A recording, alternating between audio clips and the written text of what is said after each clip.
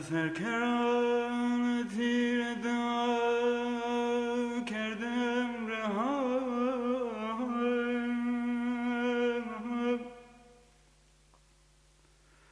از هر کران تیر دا کردم رها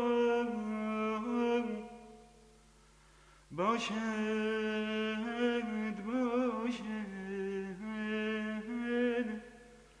که از میانه یکی کارگر شد ای جان حدیثم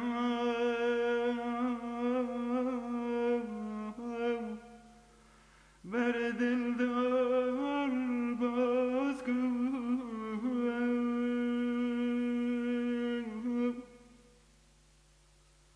ای جان حدیثم بر دلدار بازگو لیکن چنان مگو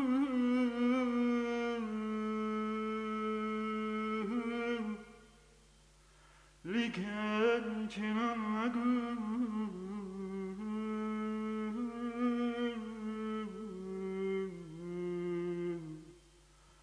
که سوارم خبر شود لیکن چنان مگو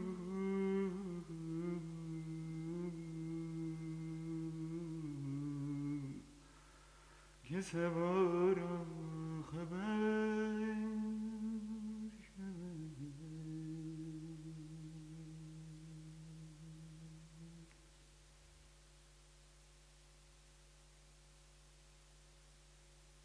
من آن روز بودم که اسمم نبود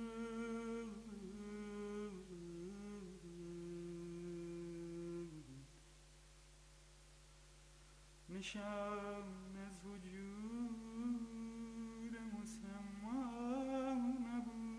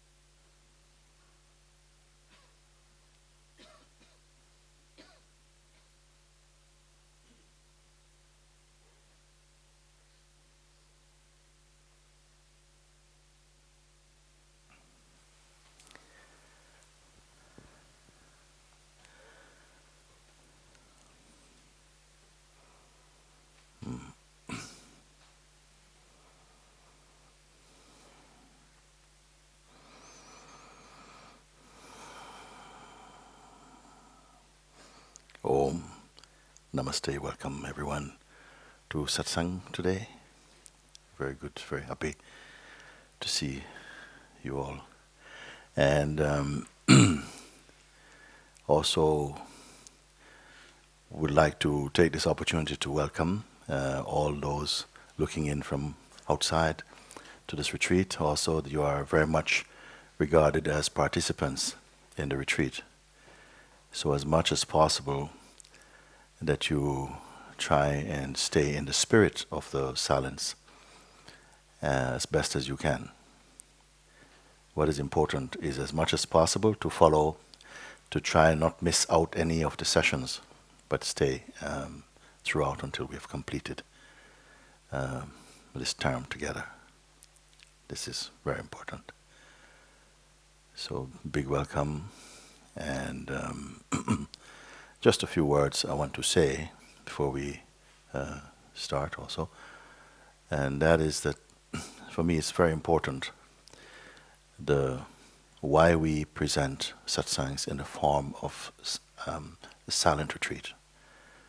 Because here it gives you a chance, an opportunity to really be really alone in a pure way, in a supported way, so that what you are not only hearing but assimilating in some way gets a chance to settle without the usual obstruction that comes when we are interacting with other people. So this is why I felt I needed to say this, because after last night I went to sit inside a couple of rooms away, this is a place where I will go sometimes, and I could hear, like, I thought, wow, everybody know each other already. And I felt, no, just it's better that as much as possible, even if you come with a friend, for this time, you just agree with each other that you are going to just really dedicate your attention to this. As I said yesterday, if this is what you've come for. And if it is, then you'll make sure that no one pulls you into any interaction. And this is why we encourage also that you refrain also from even body contact, eye contact. We have our little tricks. And we refrain from that, because something inside, if it feels a neediness to be with people and interact, it will be very important that you face this in yourself and then go beyond it. It's very important, so that thereafter, when we are in the encounter with life normally, then you will not feel, oh, in this situation I cannot go. No, you can go anywhere. Like, I can go anywhere. Because when you have come to realize nothing can separate you from what is true, when you realize that not just mentally, but with your entire being, to the extent that no effort is even required to be yourself, which genuinely there isn't any effort in the truth. You see. So this is so important that I emphasize this. And so, put away your books for a few days and your, iPod and things like this. And just because it is such a gift you are offering to yourself to come like this. Don't be overtaken by habits just for a few days. I don't think you're going to lose anything. But to really immerse yourself into this opportunity. Of course, if you get what I am trying to point out to today, then your retreat is complete. Still, I would encourage you, stay on. Fresh Buddha. Stay on and settle yourself. Very good. I'm just going to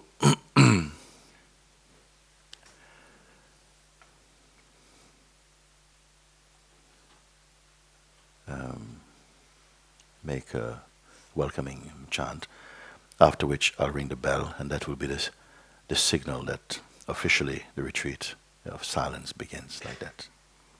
Just a formality. Like that.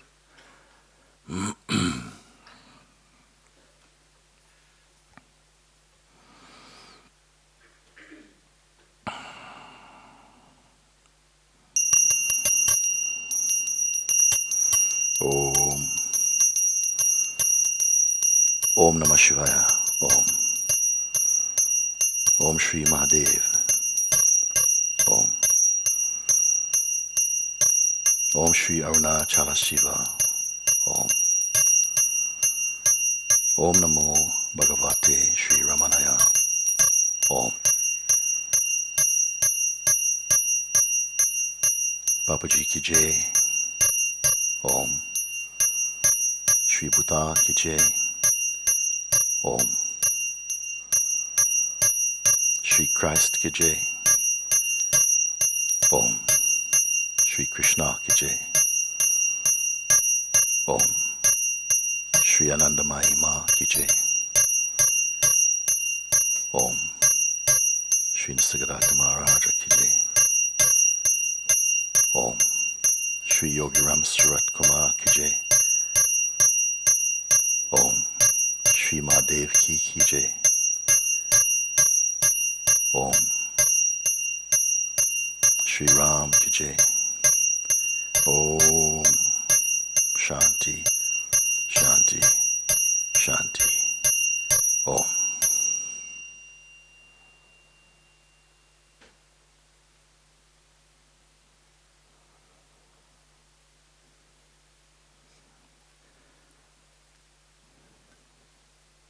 May our minds be open, heart open to the grace of truth, to the presence of God and truth. May all delusions be dispelled, all doubts cleared, and the goal of pure recognition and awakening to the heart's truth be consummated. So be it. Om Shanti, Shanti, Shanti. Namaskar.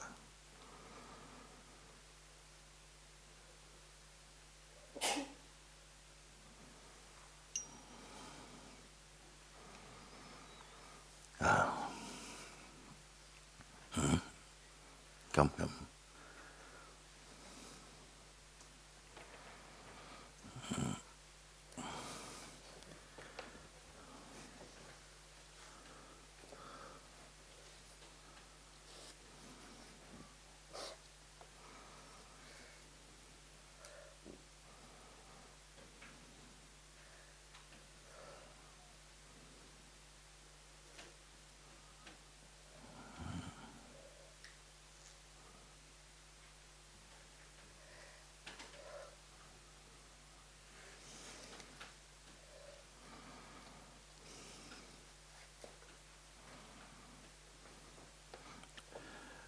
You will dress yourself.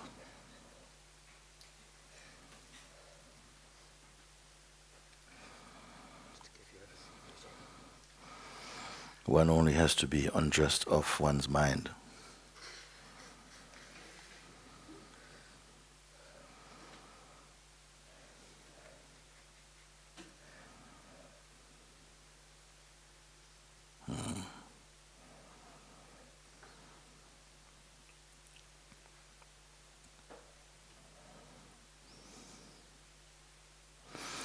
When you have offered everything, then you can just let them be where they are. Yeah, we can only offer our attachments to what we imagine belong to us. But the attitude is good. Yeah, attitude is good. Then you don't belong to you anymore. If one really does this thing, you see, then God leave you only with your eyes of perception. You perceive, but there's no one behind the perceiving, no person to interpret or to judge or even to offer anything, you see. You become empty. God leaves you with your eyes to see, just for the joy of pure perceiving.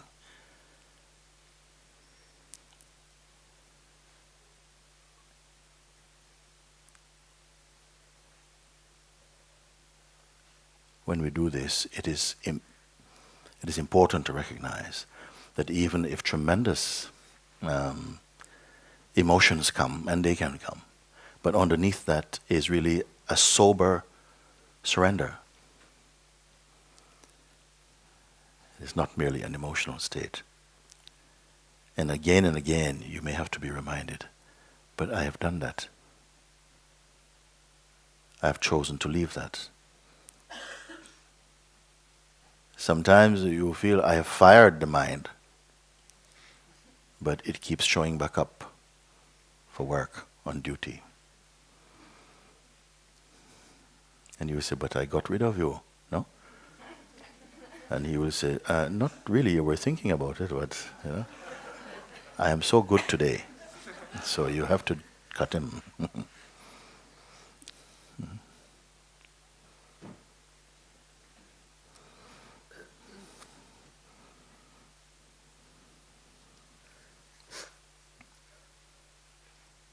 Okay. I didn't come with the intention of the silent retreat. That wasn't my aim. I came to surrender to you, Mooji. Yeah.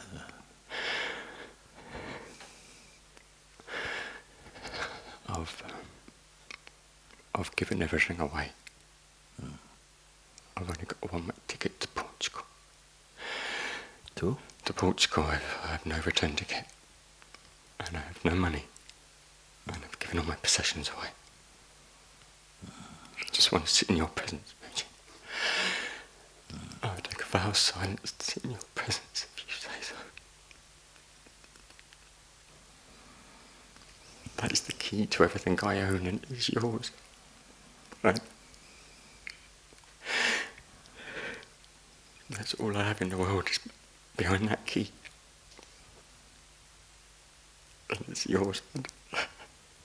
I'll leave it all behind. I've left everything else behind. I just want to sit in your presence.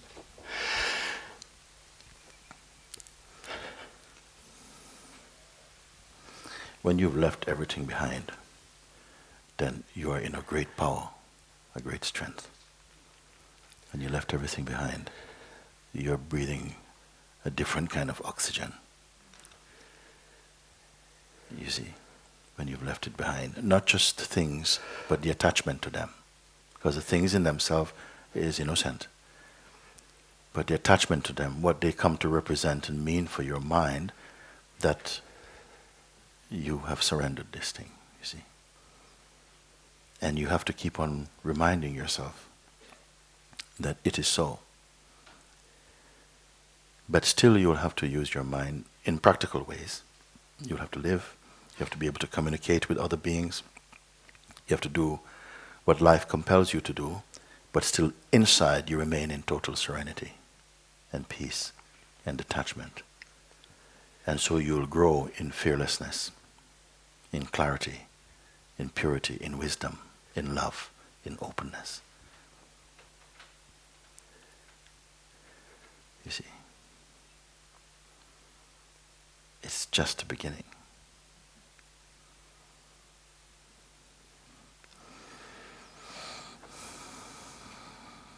But you'll need this to eat in the restaurant.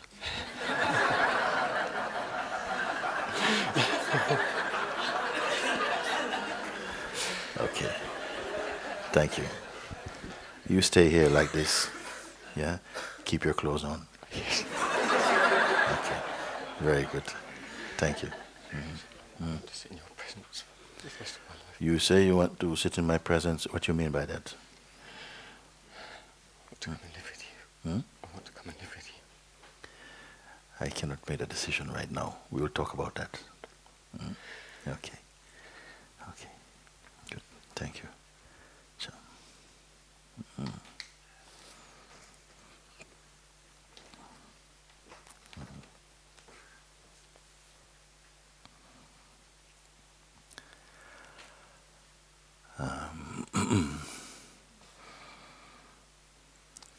Please come.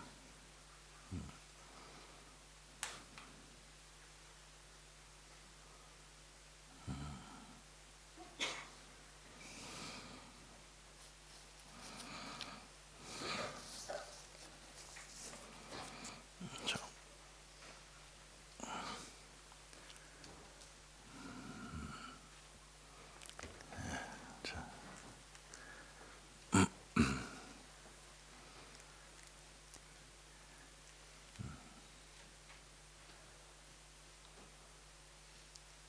Where did I see you last time? Where? In Romania. In I'm Elena. It was on the screen. I think Yes, I noticed yes. face. Okay, good. Finally. Yes, face yes. to face. Very good. Very good.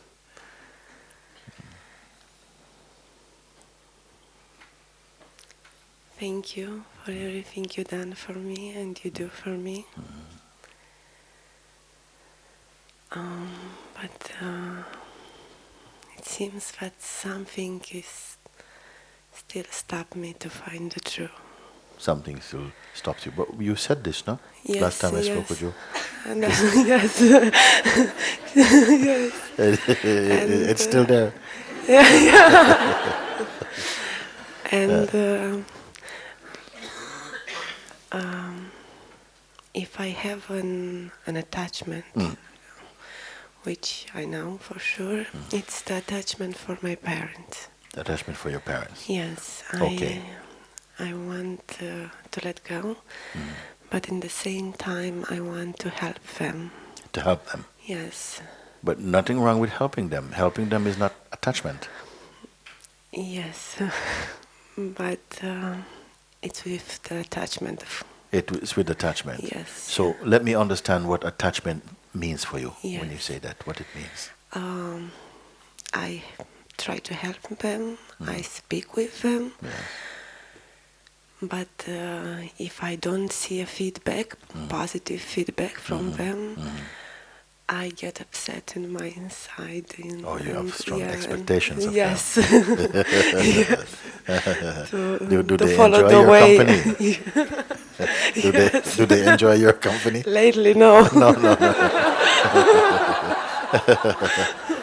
Anytime you're with people and they have expectations of you, we have to remember we are actually energetic beings, and you do sense something.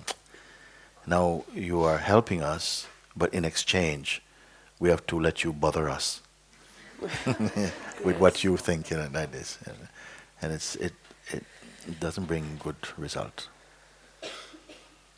I don't know, but this is the reason, the real reason.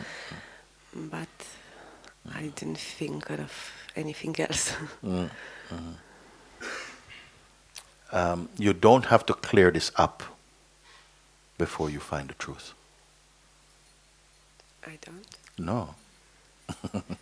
You don't have to clear this up, and then after you clear this up, then I'm free enough to find. I'm Yes. free to be free. You see, you don't have to clear this up first. First, you find what is true, as much as possible. Find what is true, and in the light of what is true, these things will not shine anymore. They will not have such power. It will be easier to be released from this tendency. Yeah, I noticed a lot of things don't have the same power like Yes. 1 year ago in Yeah. the past. But in this case, if it's only in my mind that my attachment for my parents stopped me to find the truth, Yeah. and if it's really nothing stopped me. Nothing stop you. It's So just a what- thought. You are having a thought that because many people, they have expectations, whether they believe it or not. You see, of somebody. We like to say we don't, but actually we do. You have little attachment, little expectations of someone, and then it always causes some little trouble. It will cause some trouble, you see. But if you say, then, that's my one thing, and this is what's stopping me from the truth, then you're making that up. That nothing stops you from realizing the truth.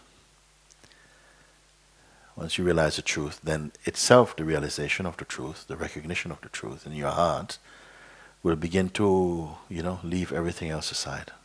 Nothing will be so important.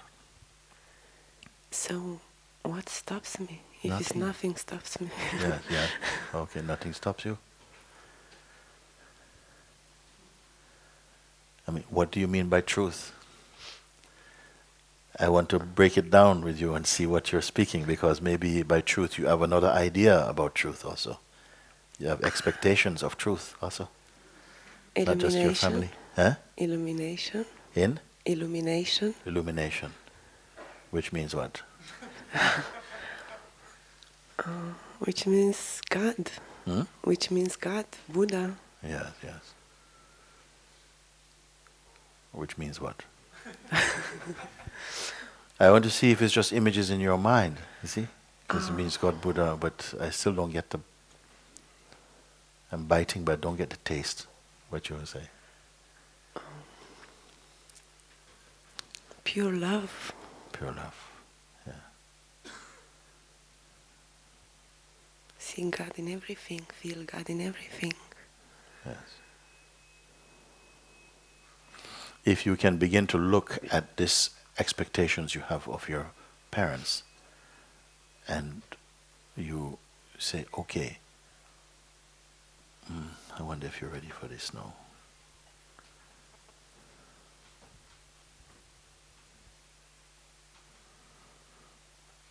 You have to be a person to have expectations of other people, isn't it? You have to be a person to have expectations of other people. Because the self has no expectations. Your pure self has no expectation. And your self is here. So a layer of your projections about who you are, maybe a portrait you make of yourself, that this is how I am, this is my family, and I don't like how they are. You see? But that's a projection. You follow? I say it again? Yeah. So this idea you have of who you are is having trouble with its own projections about its family. You see? Behind all of this is an untouched, uninvolved presence. You can say like this. I know, I noticed with Zmar, they're sick and I'm just trying to help them for very good. What, you want to stop them from dying or what? Of course you want to help them. You're a daughter, you want to help your family, you want to help naturally, the people you love, you want to help them. And then in what way does they don't do what you want? They just don't listen. Okay, talk to me like you talk to them. I have to get to the bottom of this now.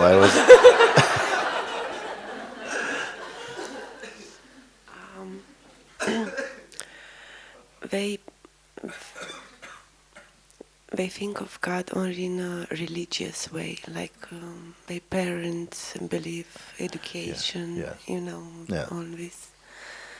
And nothing what is more than that, they are not open. Yes. You can't change them. You cannot. Not like that. You cannot. Sometimes you have to face that you cannot do some things. Then maybe you relax. When you relax and you come to see them and you can just show them the love you have rather than your judgment of them, then they may say, "Darling, you seem so peaceful and so happy and we are so enjoying your company these days. What happened to you?" And you say, "Oh, nothing. They say, no, what happened to you?" And I don't know if it's good to say that, but... You tried that one.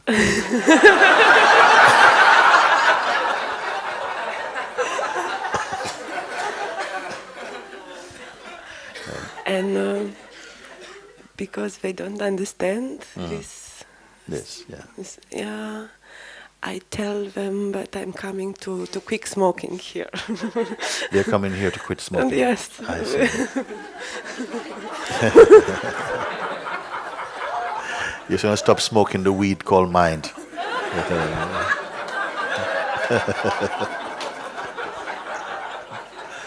7.5 billion junkies of that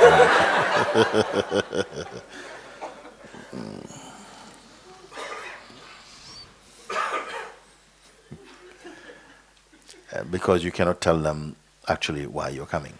Is that like this? Yes. But it's okay. I can tell them, of course, but it would be a big crisis in my family. I didn't want to. If you said that you are doing what? If I said I'm coming here. Yeah, for what?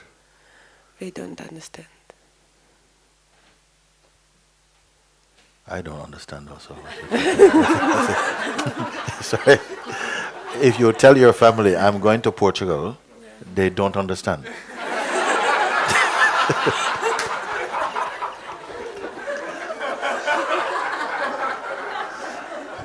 To a beautiful center with jacuzzi and swimming pool. What are you leaving out? Come on. If you tell them that you're coming here, just say it out. What will they not understand? The spiritual part. Yeah. So how do you say to them? What do you tell them? What did I exactly tell them? Yes, yes.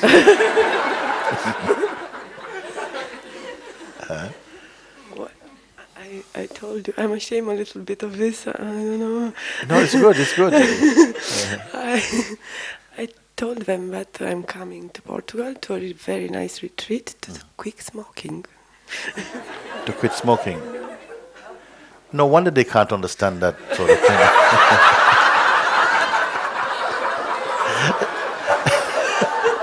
I think they must think it's something else. You're not saying something.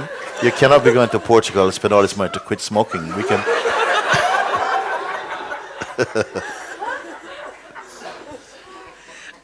Maybe you don't want to hurt their feelings. You don't want to hurt their feelings or something. Because if you say that you're coming here to Portugal because you found something that really makes you happy, and again in peace and full of love. I tried. And they say, we don't understand in the why beginning you want I to be did happy. They actually asked me, what kind of happy is that? Yes. You tell them it's not a religious happy. Not just like that. But happiness that is really your whole being is happy. And you can't stop being happy. You can be honest with them, And, if they don't understand, also they don't understand. It's not your duty to make them understand, but you can, as much as you can, you explain what you can do and bear their, confusion for a moment. You cannot, the attachment would be, maybe you're attached to their judgments or something like that. That if they say, you're crazy, you're wasting your time, we brought you up to be a very good person in society and so on, and you're going to go to be some strange hippie or something. And, why should we be happy for you? Like this. And then that maybe feels very painful. For many people it's like that. And then you can't. And I can understand this one. But some people also, they just speak the truth. So I know it's probably unlikely you're going to understand what I'm going to say, but I love you so much, I feel I just have to tell you anyway. I cannot be the astronaut you want me to be. I just want to be happy here on the earth, and I found a place. And tell them, and let them get over it, because there's nothing sometimes better than a good shock. And then after, you find that they're much more open. I think this is my fear. Yes. Sometimes you have to say the thing. Sometimes you have to say the things that you imagine they really don't want to hear. And you're not saying it to upset them, but for the sake of truth and for love also to say. And this may not feel so easy. You see, but it's better than living in the shadow of yourself, showing a face to them that is not true and so on. Then that is also, no one benefits from it, neither you nor they do that. And if you say it, then maybe, how could you, and get ready for that. And then they get over it. They just start telling other people, our daughter is strange. That's it. And you accept that that's how they see things, and it's okay. We got a strange daughter. My son is doing very well. He's a doctor.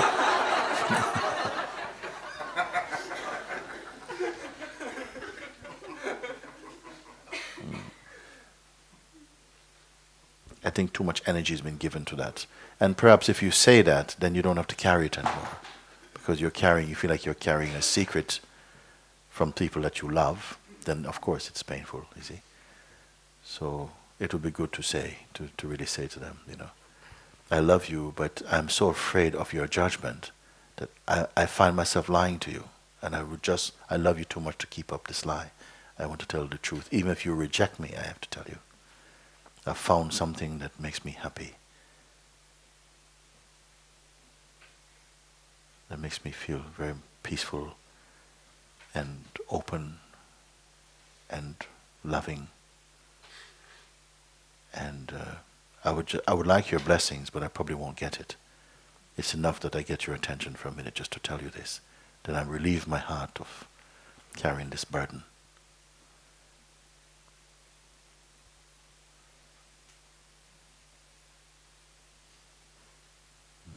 Everybody somehow is caught a little bit by something that keeps us a bit earthbound. Something, you know, people say a bird is a bird, but there's a big difference between a seagull and an ostrich. The ostrich's got wings as well, but he can't fly. Just tops about. And when things get too difficult, just stick your head in the sand, basically. There's a huge difference, no? And you coming like that, you speaking, everybody carries something that feels, it's a big challenge, or something we're attached to. Satsang is helping actually by exposing that, which a part of our minds don't like. It's like, I don't want to have it exposed. But as soon as it feels exposed, then the fear of being exposed is gone. And a quieter space is there, you see. And see how much energy it occupies in you, isn't it? Almost everything you do carries a tinge of this sadness. And it can wear you down, this sadness. So it's worth taking the risk. Maybe the fear is of rejection. Maybe deeply there's a fear of rejection. But if they really love you, they may only have to play rejection. It might be their reaction at first. But then they have to face, but how can we reject our daughter? She says she's searching for something, she's happy. She's not taking drugs. She's not doing terrible things. She says she's happy. Why are we rejecting her? You see, leave it for them to work it out. You have to take that step. Do you have patience? Huh? Do you have patience? Who? Me. You have been patient enough about this thing, you know? Because if you don't hit it straight between the eyes, then you keep on walking around and, going around, but not quite hitting the mark. And wear yourself out also. We do it, Wear yourself out. And really, when you do it, you will be relieved. So, wow, I could have done this. I didn't know it was going to be so terrible. But no. But face it, it could be like that. Maybe they go, how could you? You waste all our life. I knew, we should not have blah, blah, blah, blah, and all this stuff. And be in the presence of that. Let them say it. And keep quiet. Don't argue. And let them get it out, something. That's their satsang also.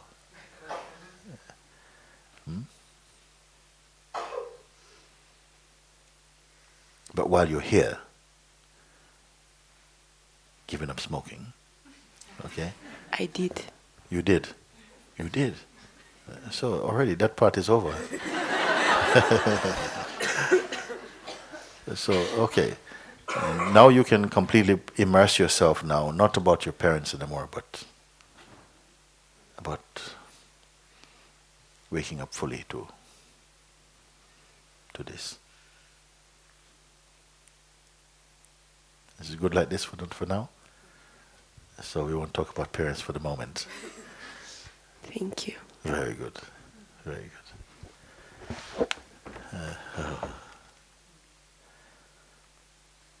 Very good. I'm sure they're nice, huh? Yes.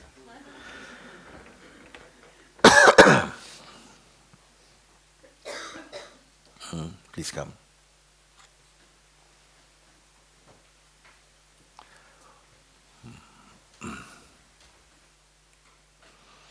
I've got a very good view.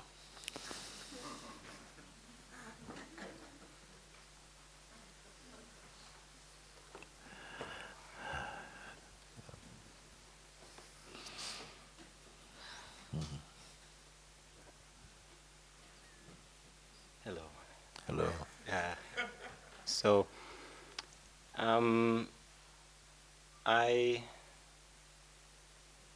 I've dealt with eczema for most of my life.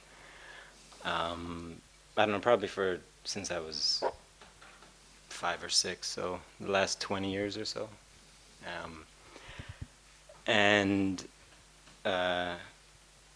I guess as a child it was a big source of anxiety for me, and I was always afraid that people would, what people would think when they would see different parts of my skin. I guess as a child it affected my face a bit, and the inside of my elbows and the backs of my knees.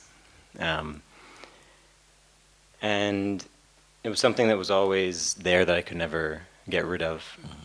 And then I guess when I went into my probably like mid-teenage years or something, it kind of just became restricted to my hands. And it was some small spots on my hands. And through this whole time I was using steroid cream prescribed by doctors, because that was the only thing that would control it. Yeah. Controls, yeah. Yeah.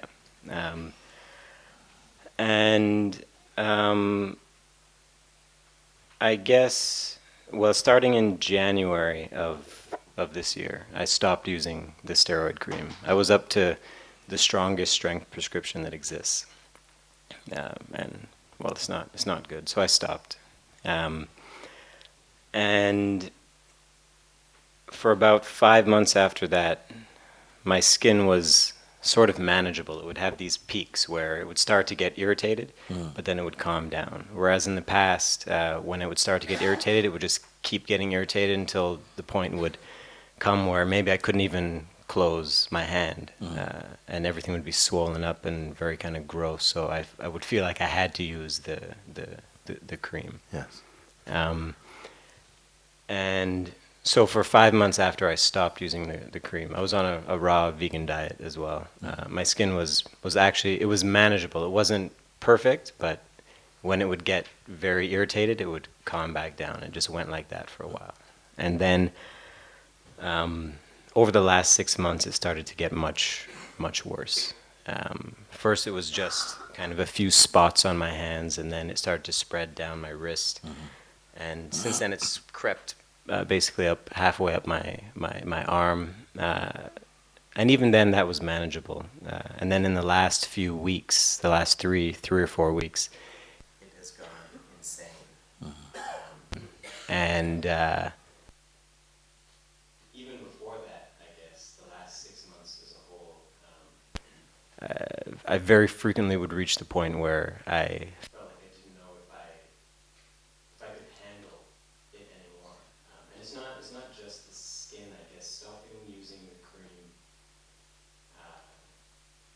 allowed me to actually come to sit with the attachment to the experience and all of the emotional content that would just come up but then be repressed when I would just get rid of the symptoms. And I always used to think that this was something that it was just a problem that I would love nothing more than to get rid of, right? And why does this have to happen to me? Why can't I just? But since January, I've come to realize that actually there's something inside that's very much attached to the experience, and attached to perpetuating this conflict between the mind and the body and what is desired and what is experienced. So a familiar kind of experience for my life, going back a long time, is to have the skin start to get irritated, right? And then the sensations start to build up, and then the desire to itch, to scratch it starts calling. And then the mind starts saying, okay, no, don't scratch, just sit with it, you'll find another way. And then gradually you start to scratch a little bit, the itch builds, you start to scratch more. The whole time while the mind is screaming like, no, stop, don't do this, because the more I scratch, the more intense the itch becomes, until ultimately you reach a point of no return, where it's like an uncontrolled frenzy. Yes. And then once it's satisfied, complete calm. And disappointment and sadness and, oh, why did I do this? Look at my hands, why? What was the point? And then slowly, a gathering of resolve, never to do it again. Only to fail and repeat the cycle thousands of times. Yes. And I mean, I've come to be aware of all of this in the last 11 to 12 months, and to witness all of it, to witness the attachment, even in moments where I've been able to find things that would get rid of the itch temporarily. Huge resistance against even going there and using them. Because? This has been a window into my experience as a whole. Attachment to impulses to fixate attention on something external. So, through observing my experience in relation to my skin, I've come to see, like for example, I don't know, maybe a month ago I was chopping vegetables, right?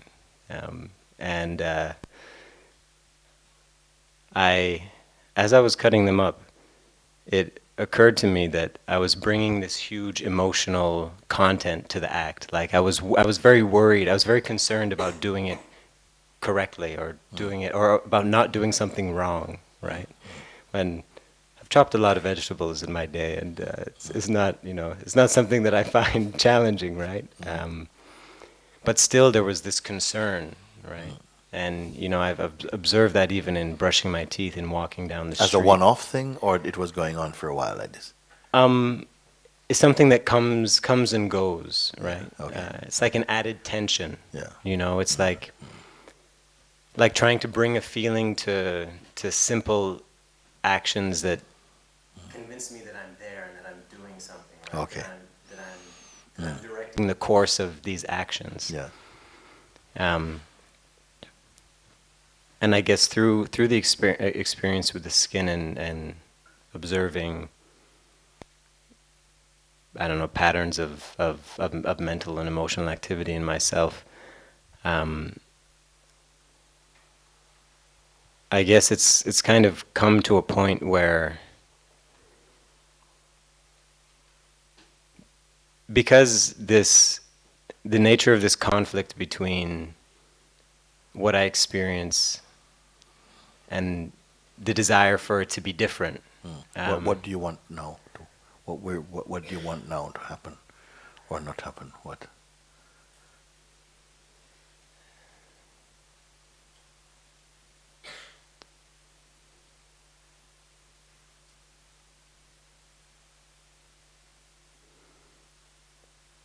I'm not sure, I guess. I mean, I want to be free of all of this. Yes. That's what I want at the most fundamental level. Let's go to the fundamental level. Okay.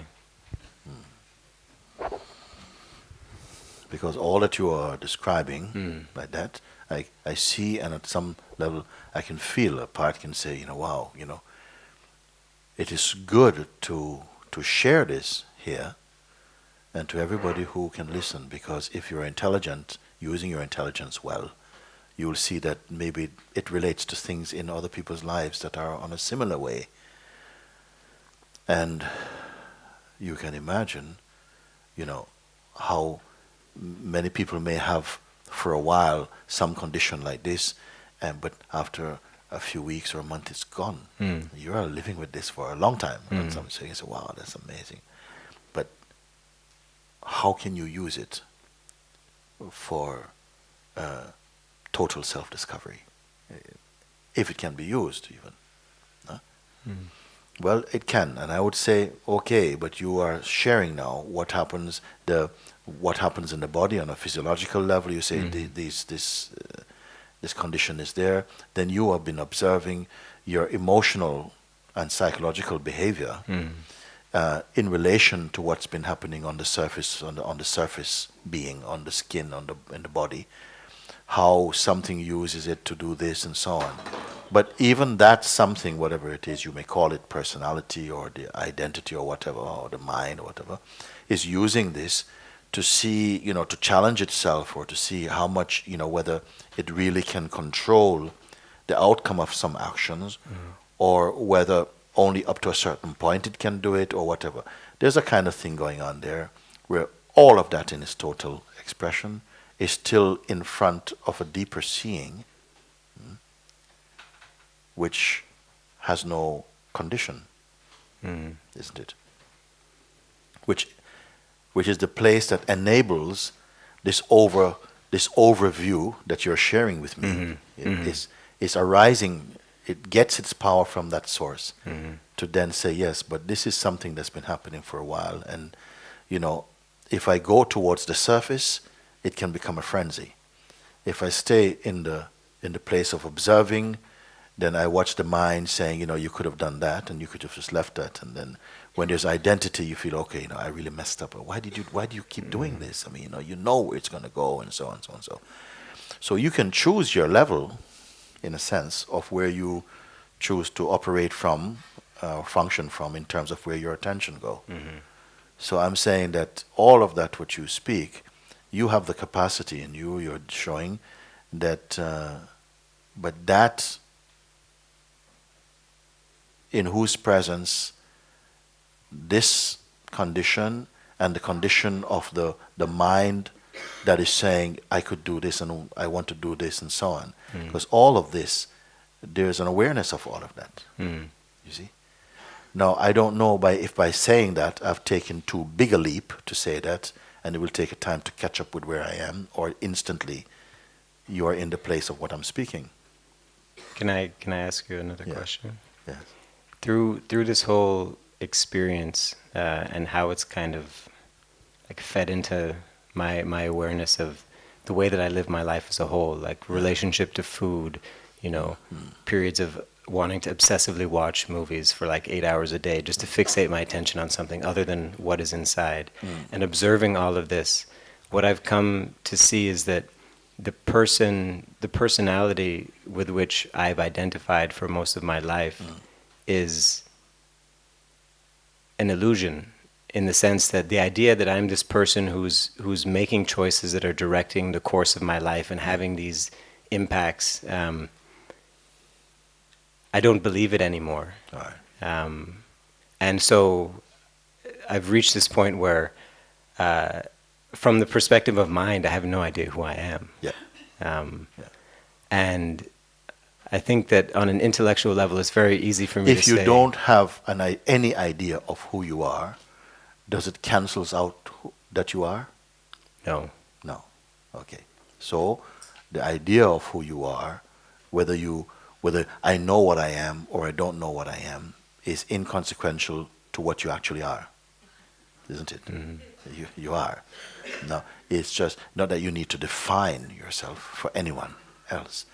My only probing is that in knowing this, in knowing that, well, okay, I am, and sometimes I ask, but what is that? What is that that you are? Is an invitation to your introspective ability to sit in your oneness with yourself. Not as an action taken. Even to say to sit is not even right, actually. But to acknowledge that you are that which is already here and is the untouched thing. It's never been ill. There is no way for it to be ill. It cannot move about. But on the surface, what I call the surface of your dynamic expression, as this body and the sense of the life in it and the intelligence in it, that is there also on some level. But when the attention is allowed to acknowledge your true place where you are, then what is happening on the surface of the being, the dynamic being, can just be allowed to be. It's almost like something cuts the umbilical cord to the obsession about, there's somebody living this life. There's nobody living the life. there is just life. You are the life. That obsession. Another thing that I've experienced is that obsession comes and goes. I will experience periods of absolute clarity and presence, where each impulse and thought, there's an awareness of it from its point of origin, and a capacity to just remain unattached, to not become involved, just observe, and be in peace and joy. And that will remain as long as it does, and then this frenzy of chaos will emerge. Yeah. Will that not just be happening also? But it's very difficult to tolerate. Yes. I understand that. It's difficult to tolerate. But actually, both the frenzied, the kind of flaring up of the condition and the suffering, isn't that all of it is a kind of happening. All of it is happening together.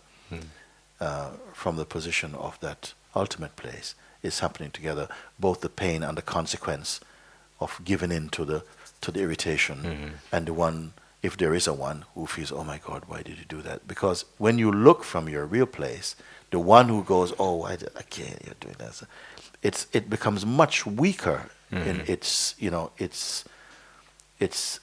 identity becomes much weaker, and if the identity of that one is weaker, only the kind of condition is left. The interplay of these actions and reactions are occurring.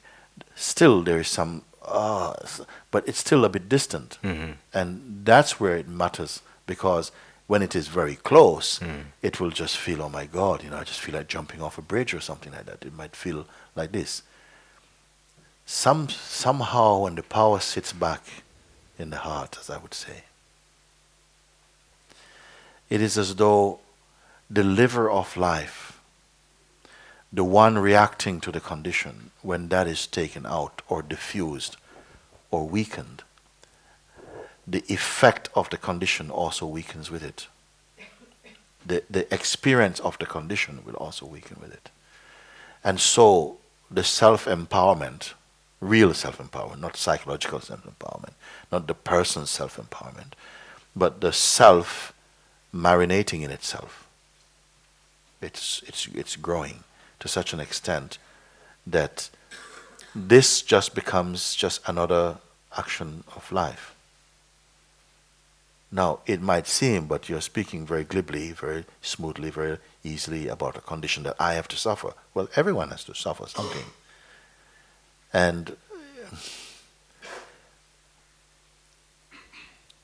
every suffering feels like it's too much.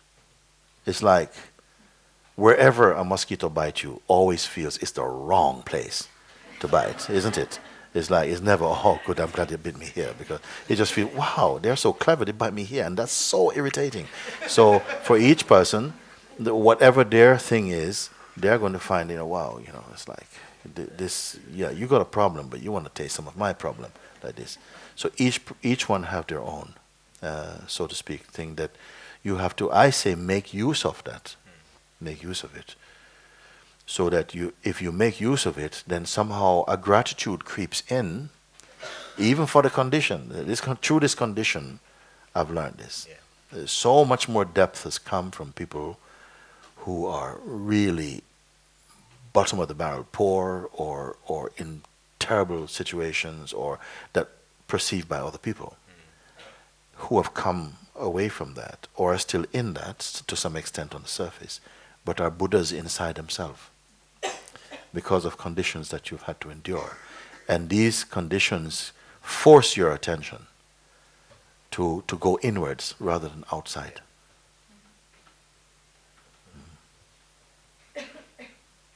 So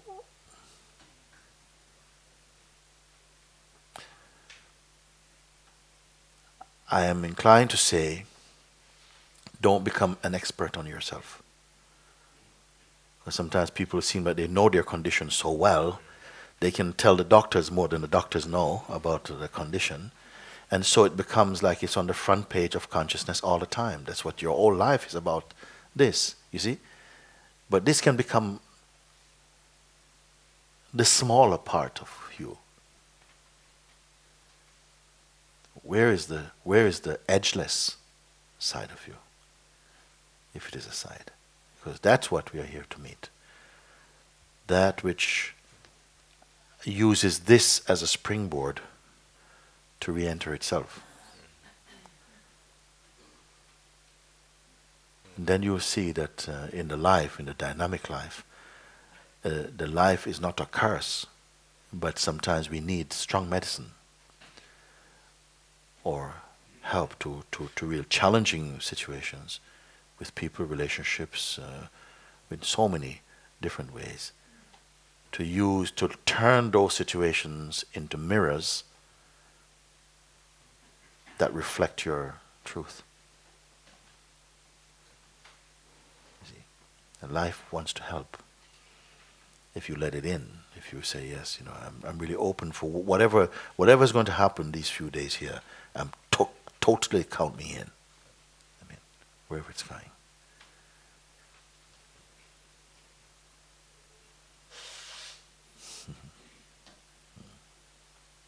Because something here is so absolutely pure, untouched, from before time.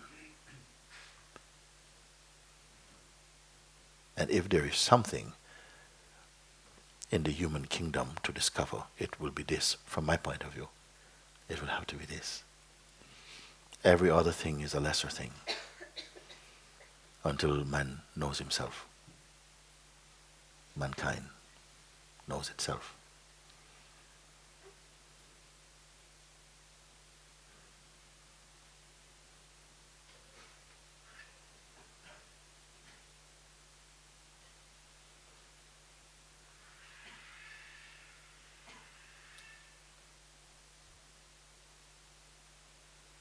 The only way I can see that people will begin to speak of their ex-troubles. Yeah, that was an ex-trouble. That was an old way of looking. That was a dreamed way of looking. And to bring forth your mighty being.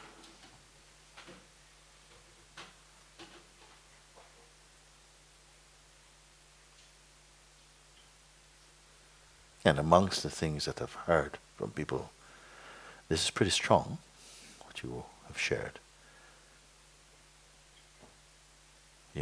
Because sometimes minor irritations have caused people to do amazing things.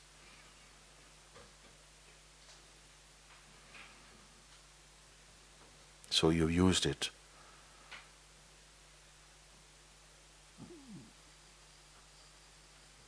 But now an invitation to really make use of the biggest mirror you have. To see into when I say see, I don't mean a dualistic seeing now, a non-phenomenal seeing or recognition that places you in the only place you can never not be.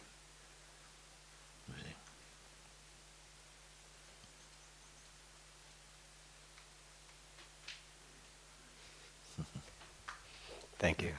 Thanks to you. Thank you.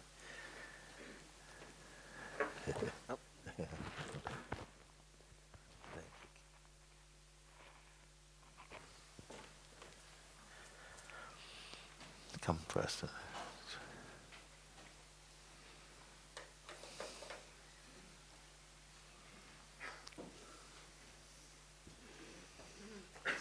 Thank you.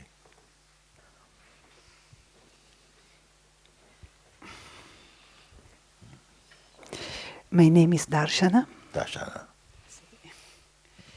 And it's really a long trip that brought me here, 30 years that I am on the search.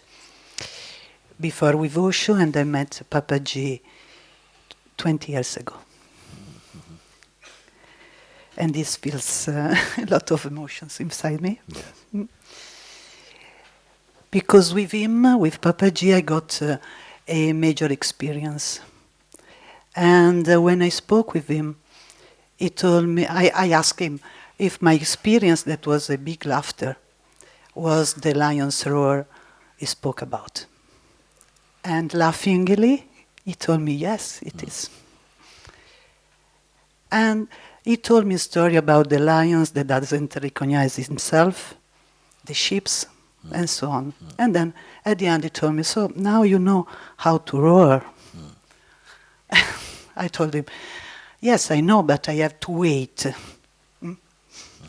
So 20 years later I'm here, and now I know what he meant. And my question to you is, I don't want any mind, other knowledge, or spiritual, or da-da-da. It's just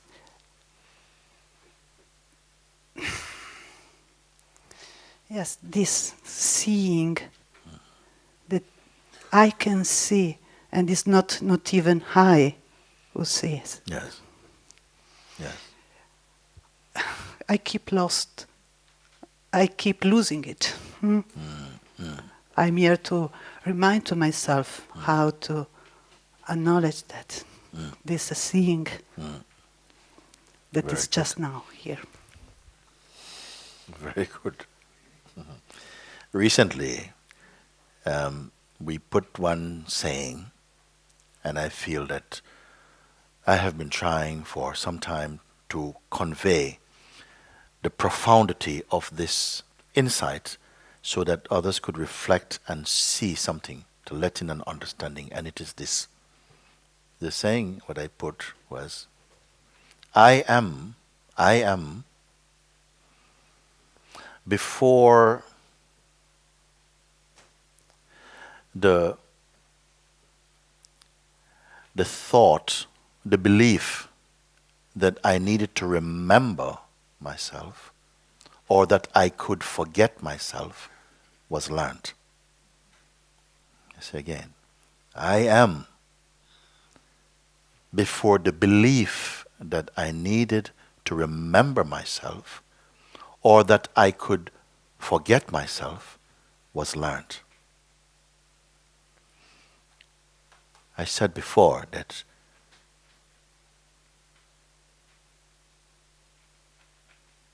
when this body, well, not even this body was given birth, not even this body, but when the body that was the earliest seed of this body was given birth as a human child, it had no name.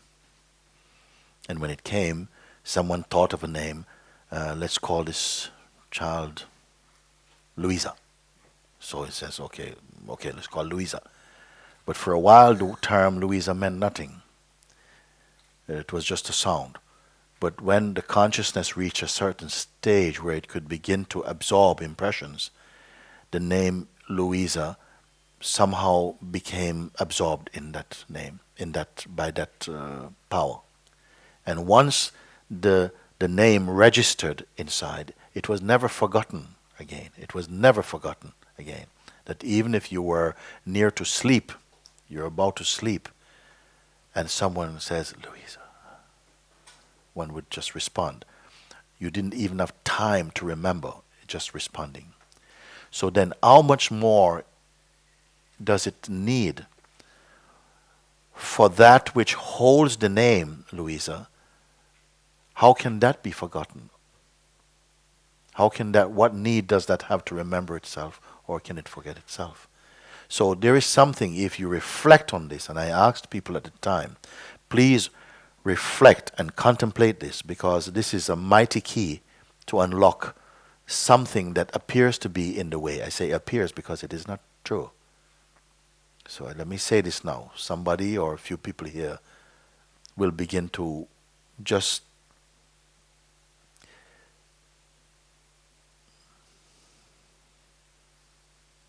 that deconstruction of identity will just begin to happen like that. You say, I don't want more knowledge, and quite right. More knowledge is not needed. I don't want more experience. Not more experience. All the experience that was required is with you.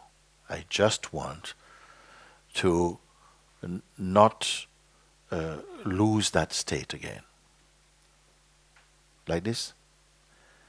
So my question to you is, please see if you can identify the one who gets it or loses it. Here with me. When you say, I don't, because it's understood what you say. And many people will be with you to say, yes, me too. I put my hand up. I've had it, I've seen, but it went away. How can I be established in it so it doesn't go away? And I want you to understand the question, because that understanding of the question had to happen here in order to completely detonate the delusion completely. So we are off to a very good start, which we can finish too also here. What is it which you are presently identifying with that says, I want to be in that all the time? Slow down, slow down. We have time. What is it that says, I tasted that, but I couldn't sustain it, and it just somehow it went, and I want to be so established that it cannot go? Are these two things?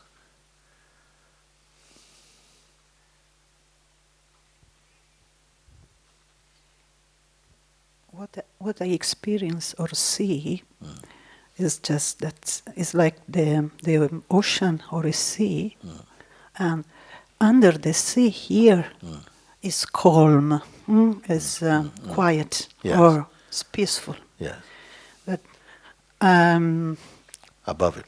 Above it, there are all the storms, and this I, or what I am identified with, my personality, face, name, is there that is struggling.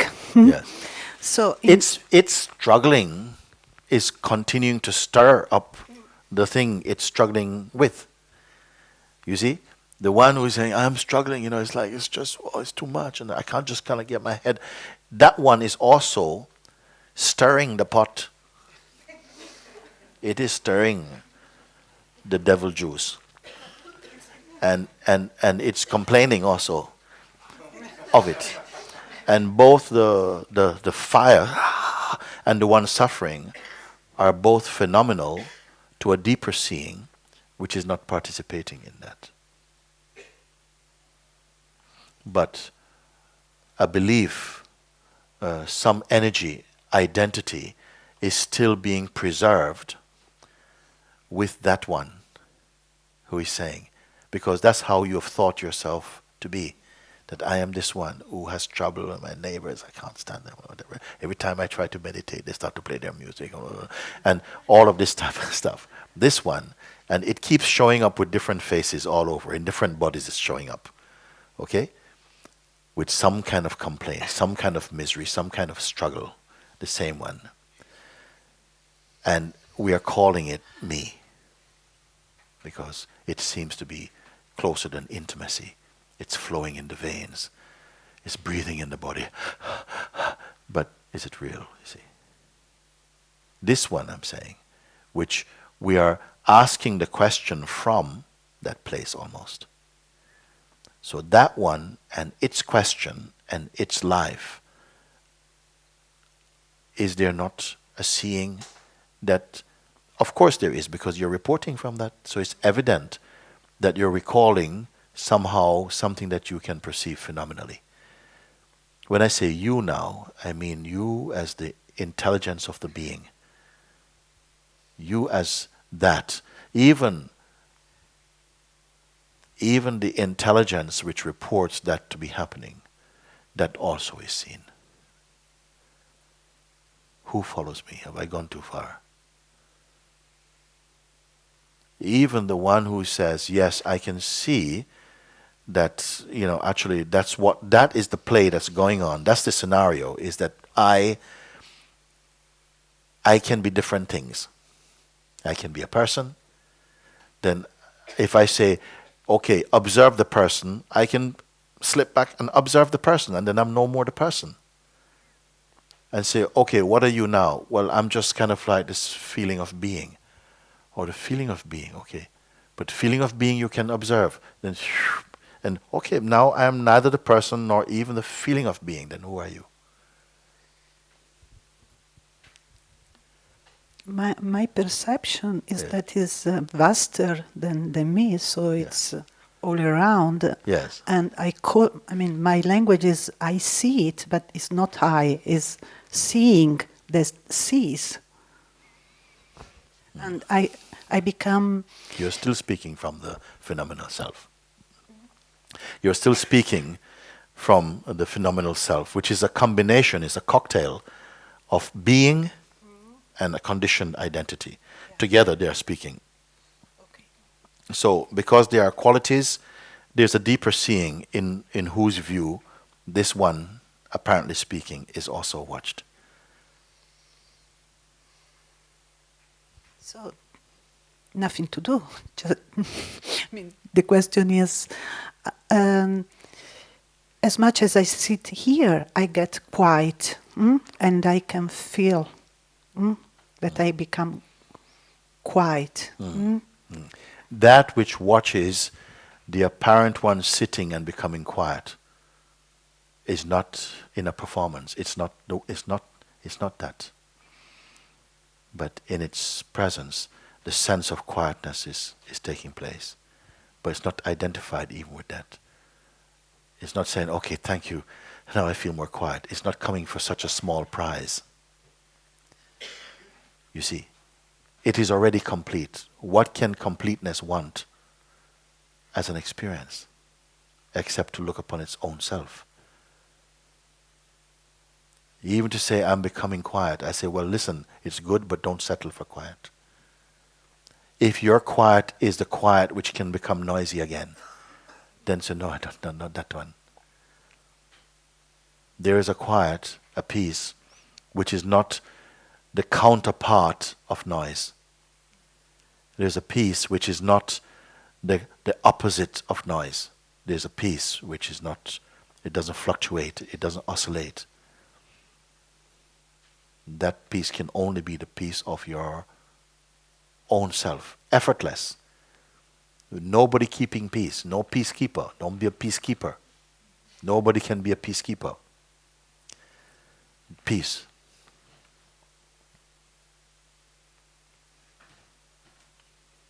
Not being peaceful. You are peace itself. Not I believe I am peace. No, not belief. Or I agree. No, not agreement. I got it. No, you haven't. All those will still be the report coming from the dynamic being, which is still, itself is not real. It's, how can I say? It is the child of, it is the play child of that absolute. You are speaking now, you say, it's bigger than me. I heard you say, it's bigger than me. Sometimes I feel it here. It's bigger than me. And it says, you are what size? It's bigger than me. You are what size? To say, it's bigger than me. Who are you speaking as? Who are you speaking as? And where are you speaking from? To say, it is bigger than me. What must you be? If you get this, it's worth 100 points. If you get this one, that's good. Who is saying it's bigger than me? And this one has not been questioned.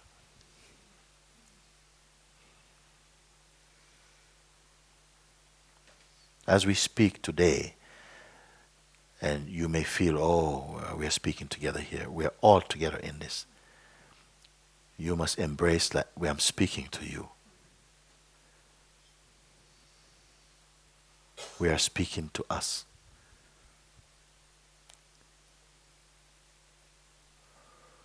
I feel that it is bigger than me. Then what is me? Am I the true? Am I the true? Or am I only the seeker of truth? And if I am the seeker of truth, what is aware of this seeker of truth. You have to get it today, and not just mentally or intellectually. Because it is here today.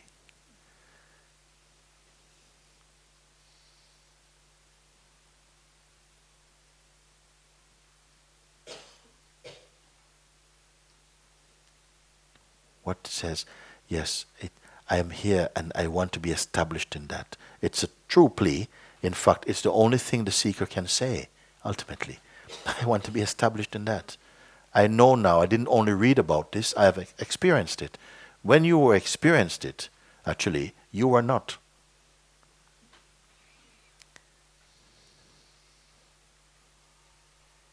It was the absence of the you that you're presently calling, yes, I experienced it. In the absence of that, you are. And so happy you are, so complete. So did that which is, did it go away? Can that which is infinite go away?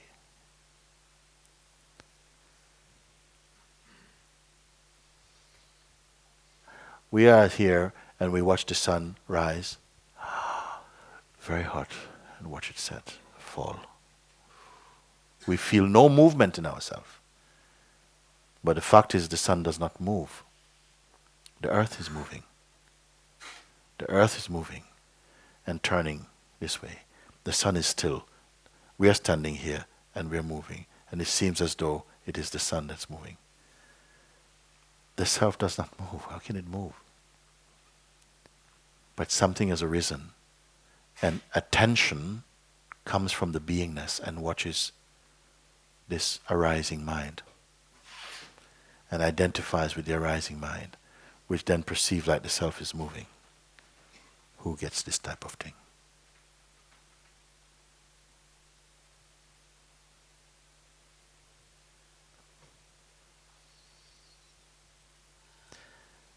But it has to be seen. And as you see it, you are confirmed in it immediately.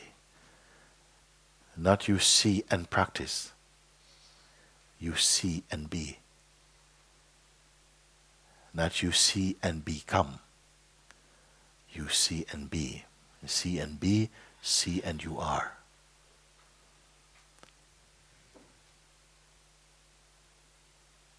If I said to you, everything you say, I throw it away. Everything you think, I throw it away, I don't want. Everything you will think about in the future in terms of the being the position of a person, I throw it away. It's never going to be useful. And your identity also will leave aside. Then what is left that I cannot leave aside?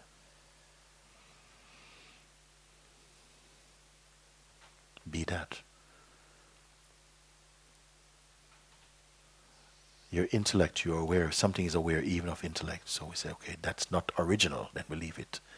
Memory also. Memory needs someone to remember or to observe memory. So the memory is not original, so leave it out. Desire needs someone to desire. So let's leave that out.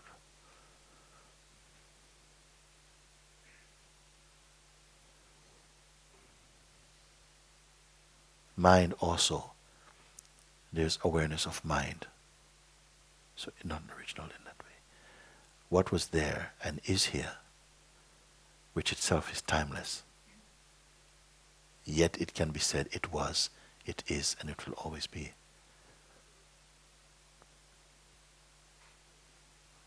Don't give this to your mind. This is not a conversation with your mind. It's too fast for your mind.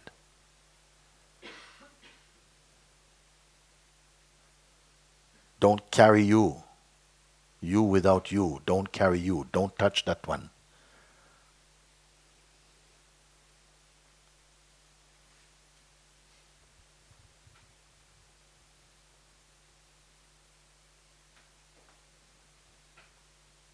Anything I can see, I will discard. Anything I can see. Anything that you present, it will be discarded.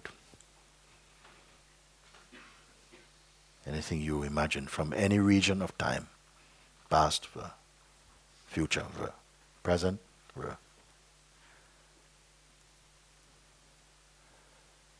something here that cannot be touched. It is not an evolutionary process or state.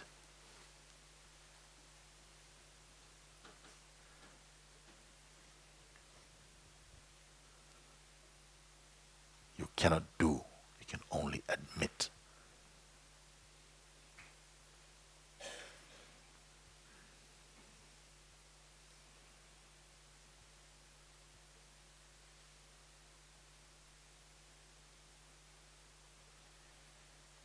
Years is enough time. 30 years enough time seeking. Today you must find something. The thing you cannot lose.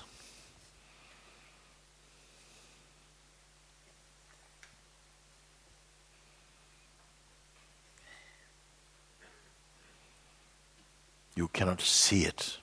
No one has ever seen it. You cannot catch it. As long as there's you, it will be an illusion. As long as there's you, it will play as an illusion. How can there not be you? When you are yourself an object, and it is the subject.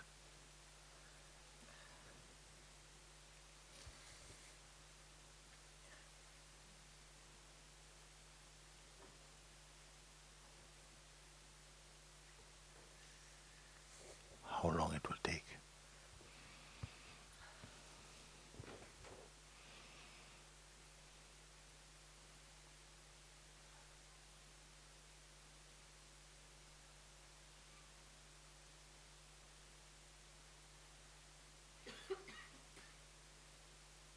What's happening? Tell me.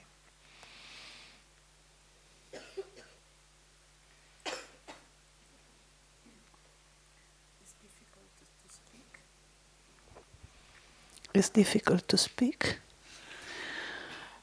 and it's easy to look into your eyes.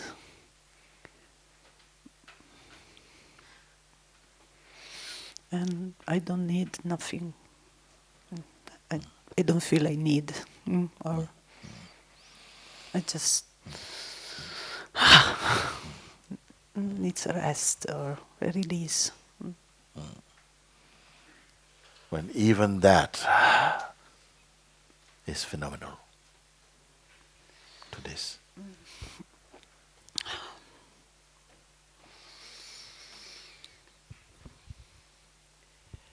I would say that it's difficult to now to be in sitting here. Why?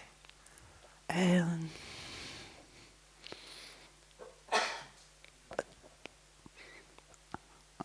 somehow I would like to be alone or to disappear, something like that. And to hear it feels a little like a lot of people is there. And because this also you must reject.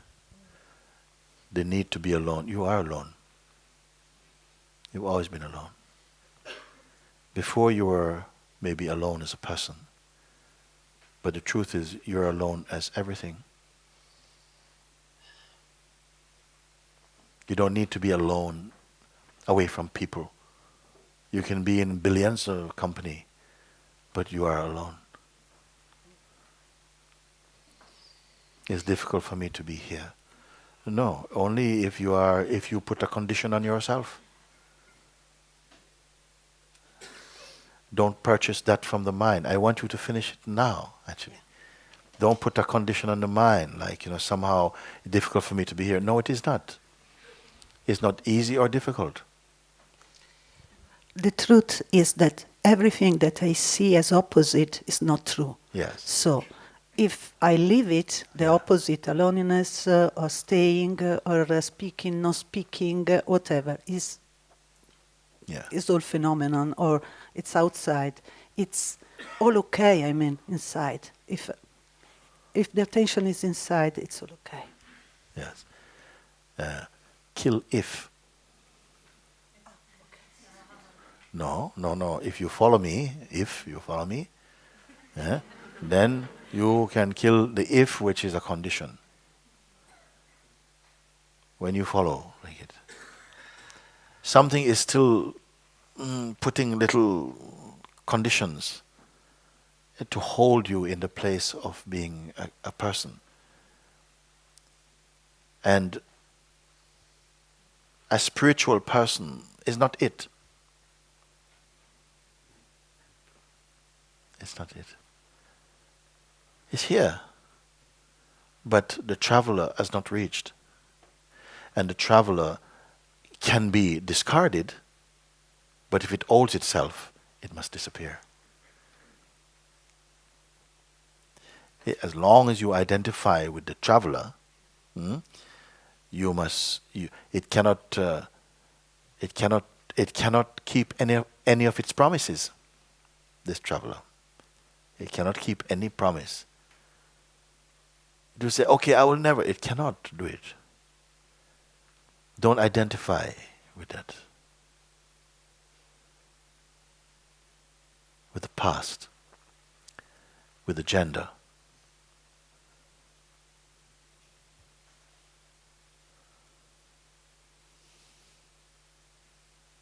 Throw the whole thing out. What it means. Is there something we feel we can't throw out? I can throw everything out, but I can't throw this thing out. So I can't identify what the thing really is, so I better don't throw anything out.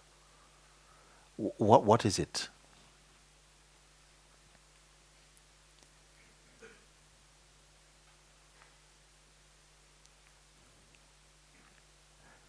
I can say it is nothing, but something is there. Something.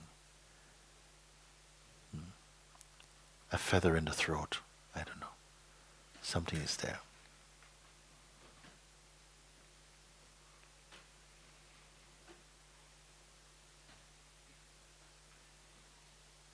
There's nothing you can do humanly. You can only see from the true place in you.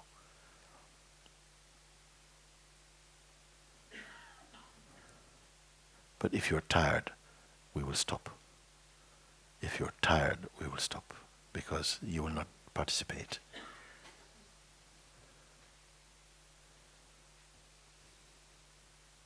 Are you tired?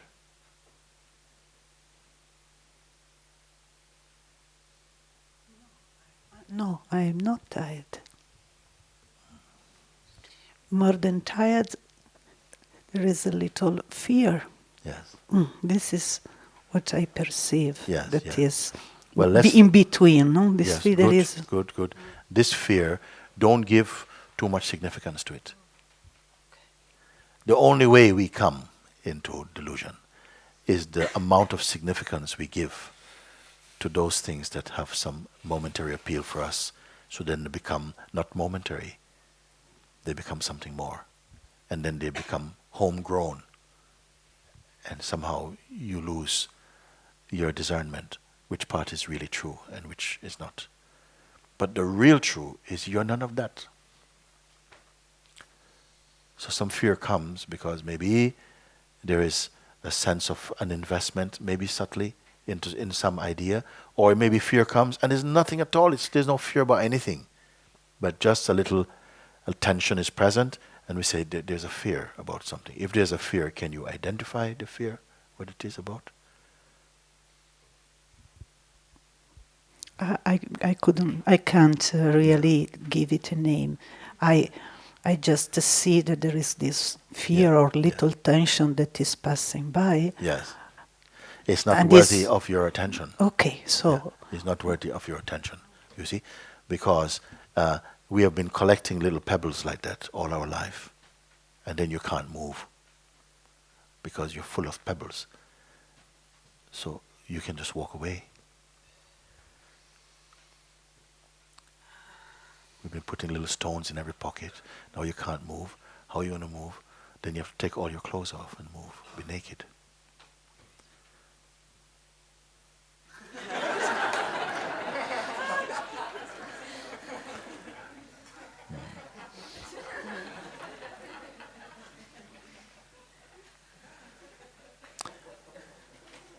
So this is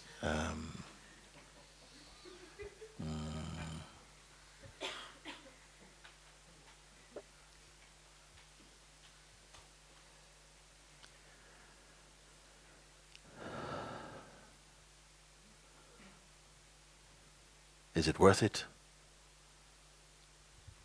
Worth it? Yes. Good.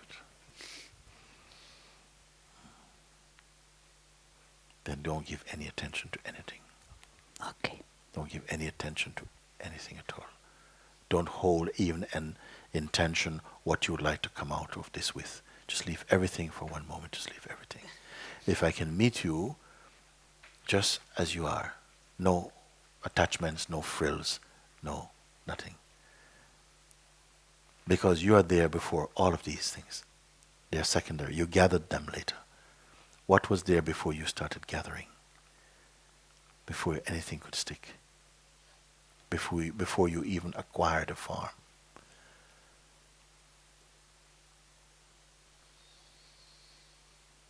It is here now. It is the only thing that's really here. Everything else is moving.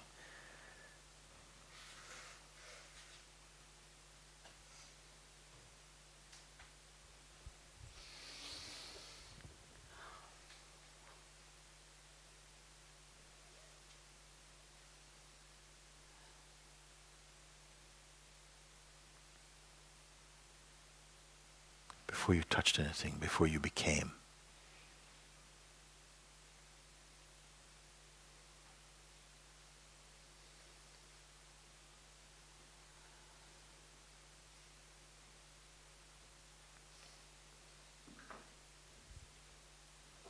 I see the universe, and it's all.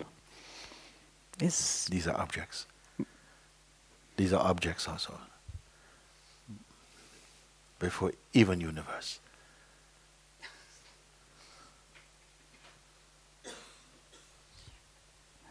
Usually I get pictures, Yes. and when I get pictures, it's like a language.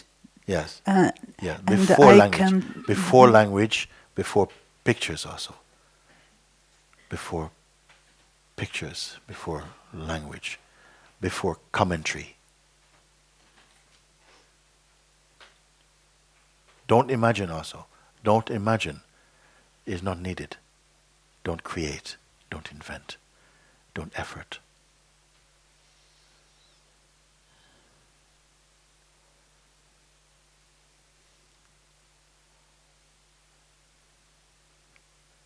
These are all the drifting particles that a human being is distracted by.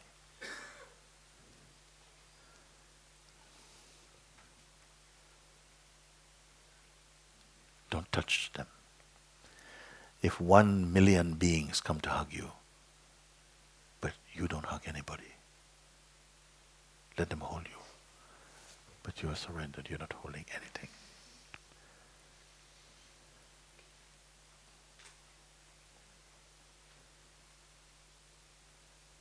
I want this recognition now.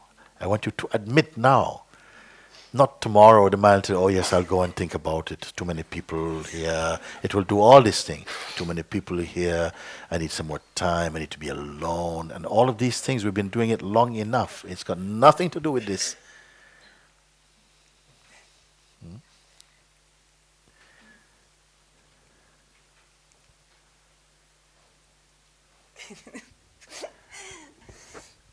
He's here. Yeah. Yeah. Okay.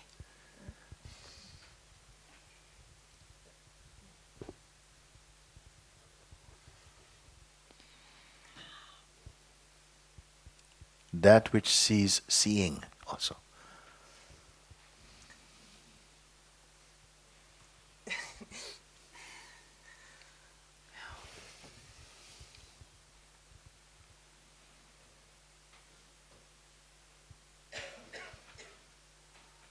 One day this body also will pass. That also will be seen.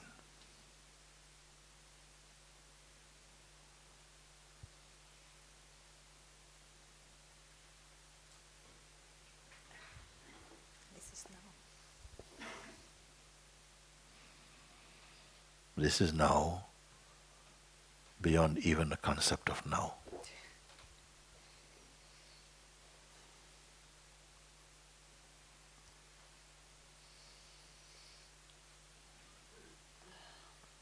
Emptier than empty.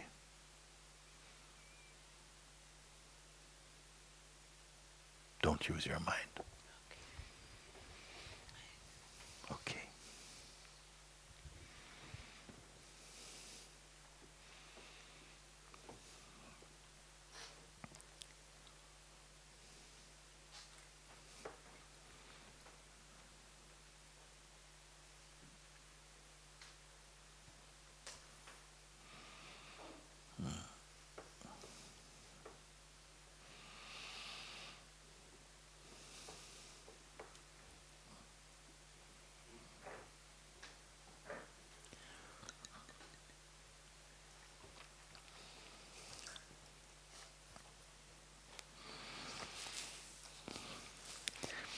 I have not come here for one or two of you to get it, as many as can fit in this basket, and it is a big basket.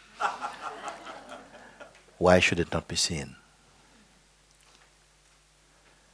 Just to remove some seeming impediment, which is only the creation of the mind and a distraction also.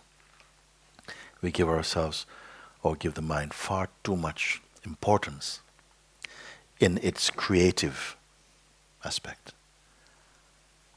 We allow it to create even ourselves.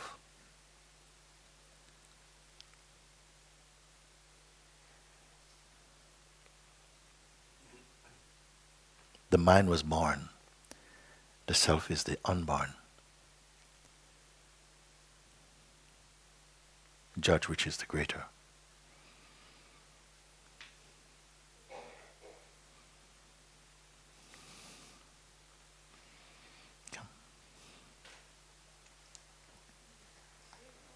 Come as well now.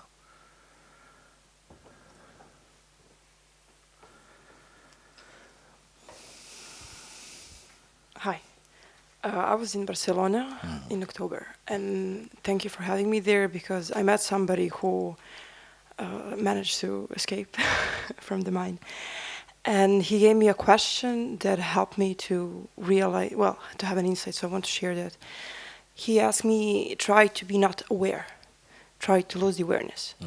So the recognition that I had was, I am here, and everything comes to me.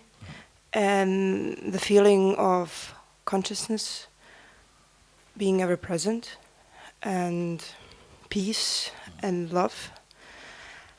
And that was flourishing for a month or so. And then again, the mind came back with the same bites. So I want to share the bites of my mind, so that I would like to expose and then see where's my mistake, well, and what am I giving importance. Yeah. So the problem that a person as I am is experiencing, and that I saw after meeting you, is expectations on myself. So not on expectations. But on what should I be, what I shouldn't be. And those bites for what I think I am now are very strong.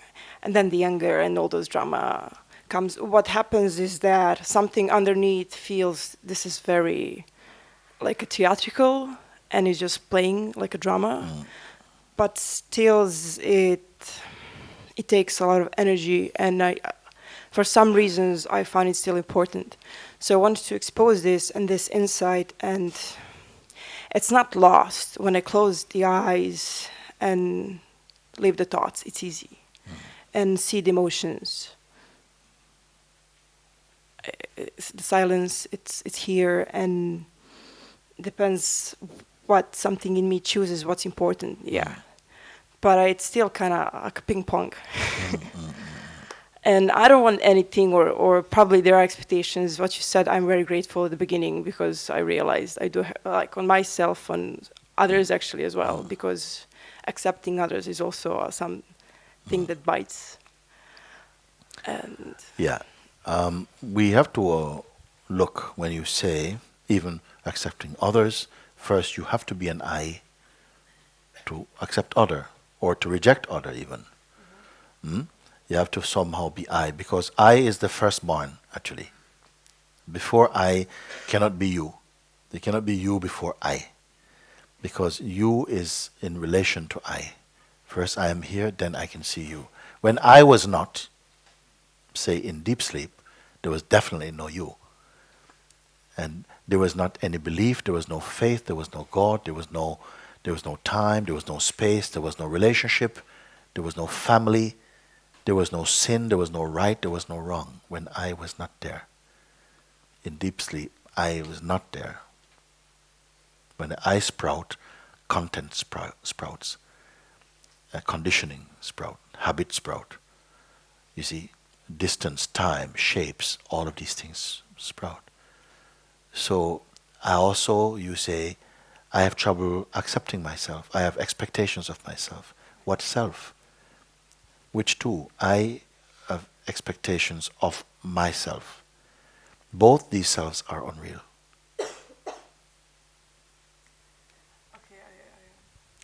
I understand. Yeah, I understand what you're saying. Feel it inside your heart also. It's common, no? It's common human language. I have such expectations of myself, or I'm disappointed with myself. I'm ashamed of myself. Yeah? I say both these selves are wrong, are not true.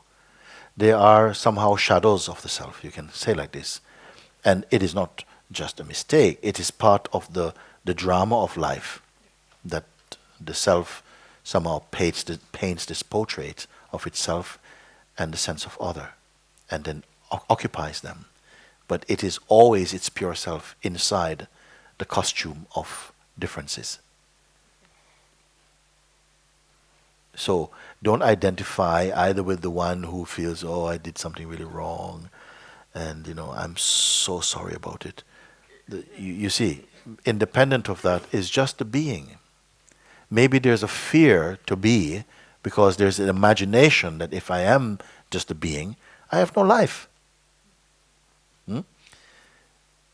Perhaps there's a fear that if I just am the being, then it doesn't have to do anything, and basically it will just sit around like this. But that's the mind's projection, you see. Because being is the life.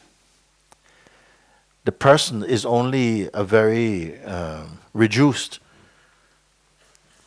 and very limited expression of that infinite potential.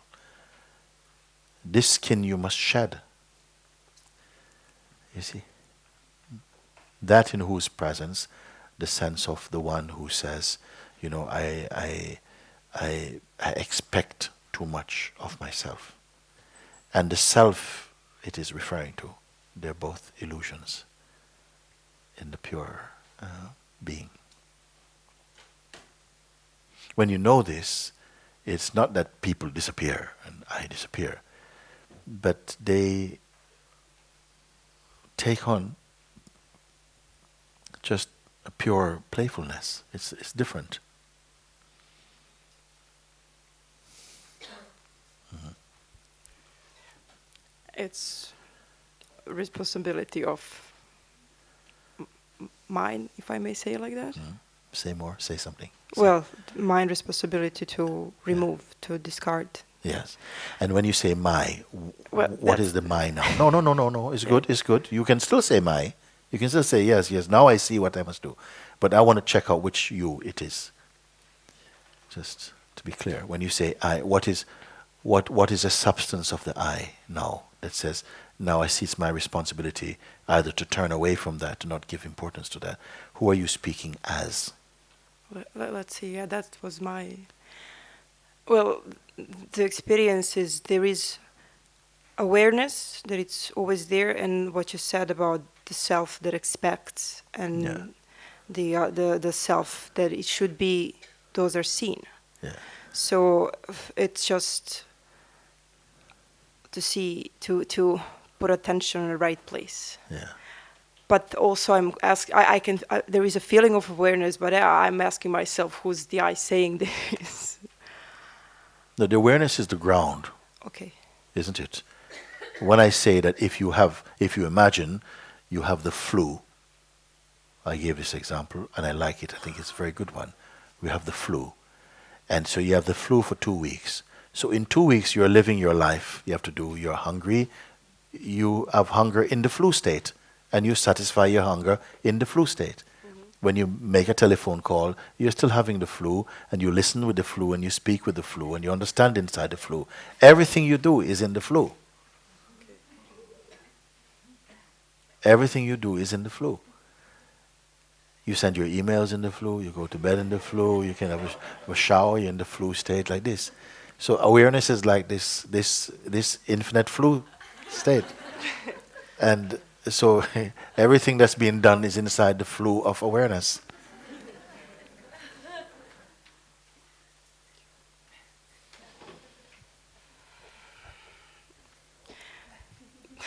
And you are this flu. So I just need to stay with the flu. Well, to be the flu, not stay with the flu. Yeah, but you cannot be the flu as an action that you, whoever you are, yes, okay. will take to be the flu.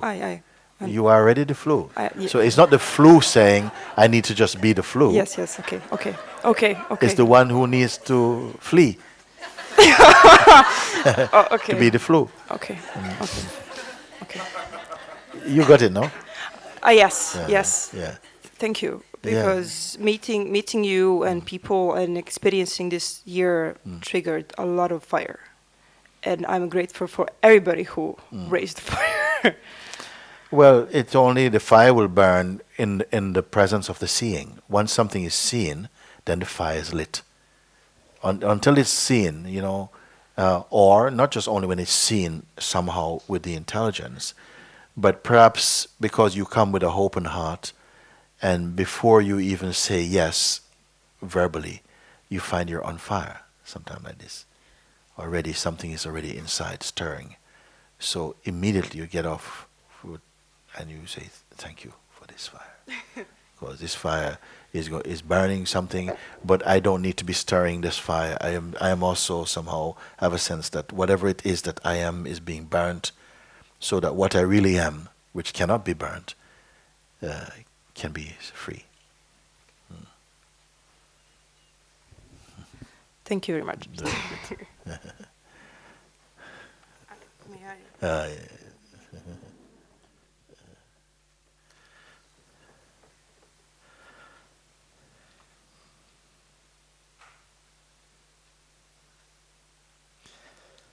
So we're here to catch the flu somehow.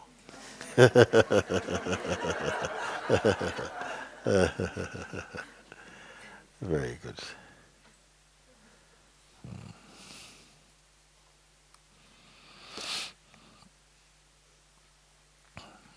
Ramana Maharshi says to take a thorn, which is the mind, someone has here, to remove a thorn, which is also the mind, yet the mind is a cunning animal, Madhu. And just who is it that moves the mind, or the thorn, to remove the mind, which is the thorn? You understand? I'll do again. So it says, Sri Ramana Maharshi says that if you step on a thorn, we all know what a thorn is or not? Yeah. So you step on something sharp, goes into the foot, then you take another thorn to pick out, because your fingernails cannot do it, you take a thorn, you take out the thorn in the foot, and then when both of them are out, when the thorn is out, you throw both thorns away. No? Or that's what I say, but so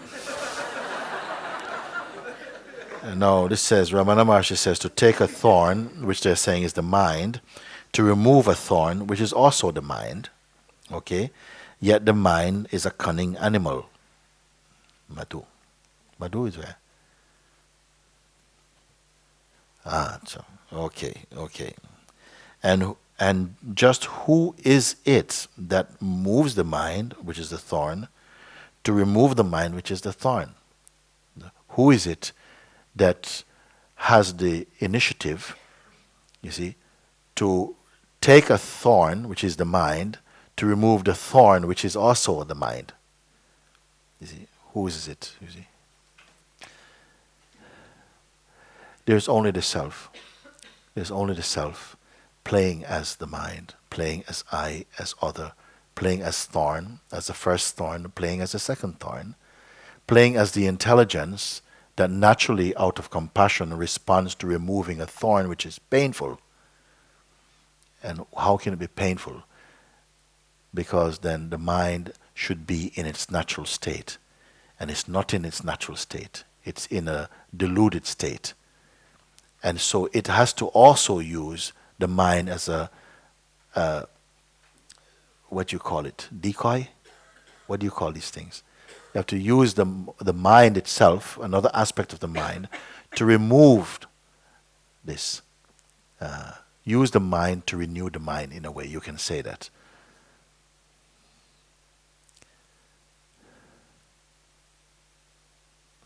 Stick with the example of the thorn.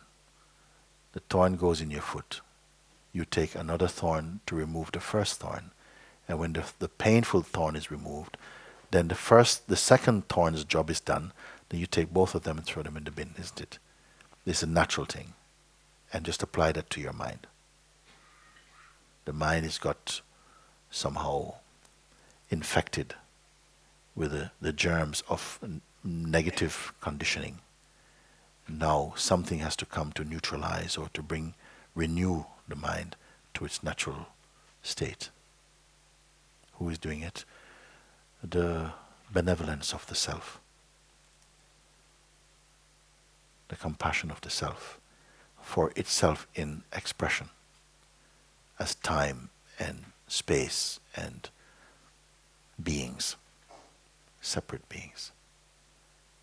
These things you come to know very intuitively at a certain point. Therefore, I don't put too much energy on looking at these things. I only want to get you to be in the right position again, consciously. When you're in the position, then all these things, you'll know them automatically. And such a joy because of that. You could be reading many, many, many, many books. But when you discover the truth, when you are established in the self, your own book opens. And it's the book of life, in fact. It's not a personal book, or it's my own personal. It's not a personal book. You see, it may have some individual characteristics, but it's not a personal book.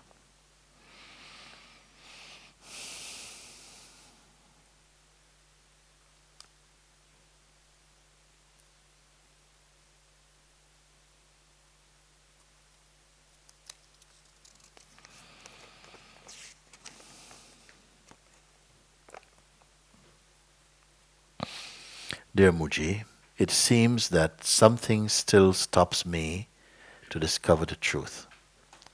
Please help me to remember who really am I, to find a way that is right for me to understand. I still have an attachment. I think it is with my parents.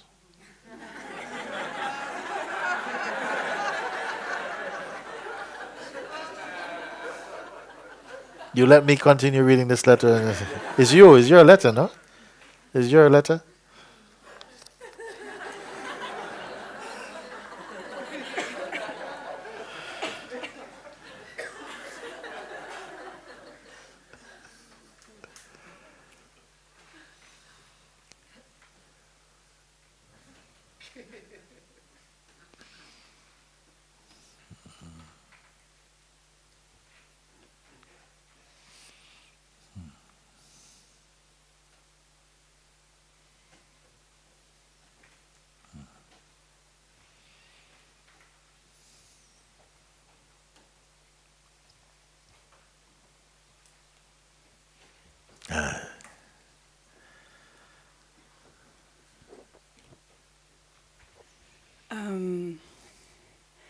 I don't have this thing with my parents.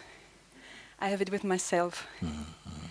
So everything this lady said about their parents and what you said about their parents is with myself.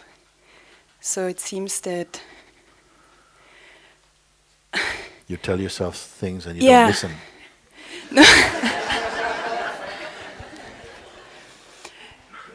I'm attaching to concepts. No one else tells me I'm strange or I'm not normal or I should do this or that. It's me who is telling me this. And at the same time, I'm conscious that these are concepts, like all these concepts, like children, job, security, blah blah blah blah. And me too. Me, the children, job, parents. This. And how I should be. And I is what?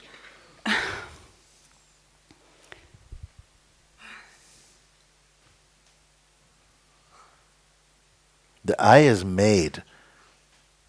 The parents, the children, the job, the world, the families. The I has made them. So who is the I?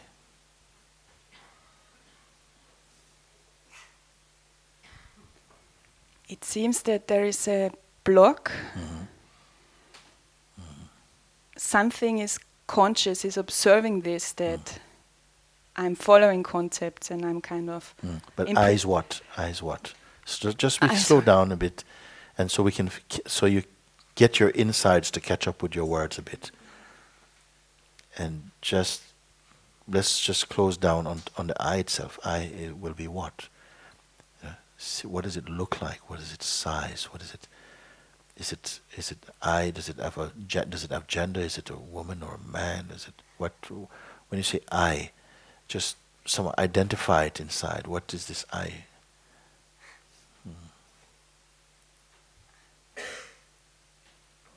What is coming up now is this I feels like a story I'm telling myself. Yes. And yourself would be what? The I now has become a story. Yeah. Whose story is it? It's a story I'm telling myself. And the myself now refers to what?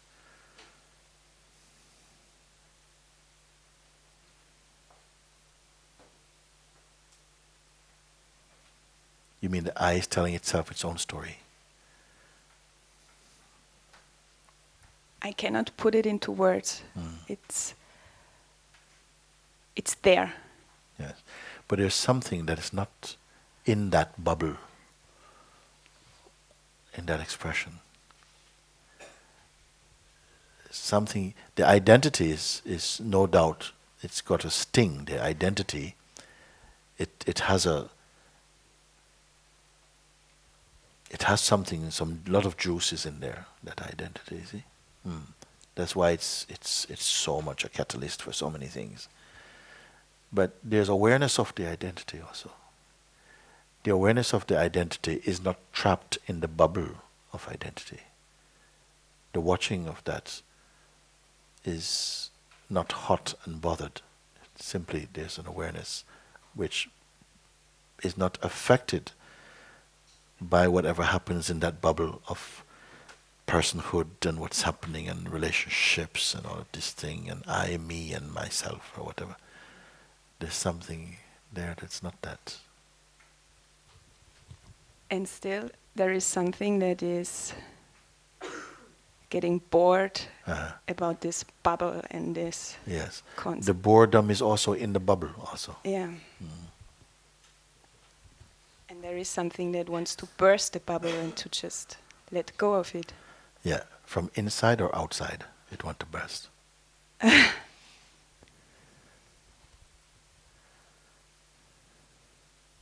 Yeah, that's it. At the moment it feels like from inside. Yes. But that's not the way. Well, from outside, the outside one doesn't see anything in the bubble to be fussed about. The outside doesn't care. The outside doesn't care. Not like, no, I don't care. Not like that. Doesn't mind. It's not really affected. But somehow, a portion of its energy must be in that to create enough of a story and to create enough of an identity to suffer the story, because there cannot be a story without an identity. You can say that it is playing the role of the someone who is suffering all these things too, but simultaneously it's able to look from its true place and to watch that role being played. And then there's a deepest place of seeing, in which even the watching or the curiosity or the interest to even watch that also is not there at all. And yet it's just very, very lightly it's felt.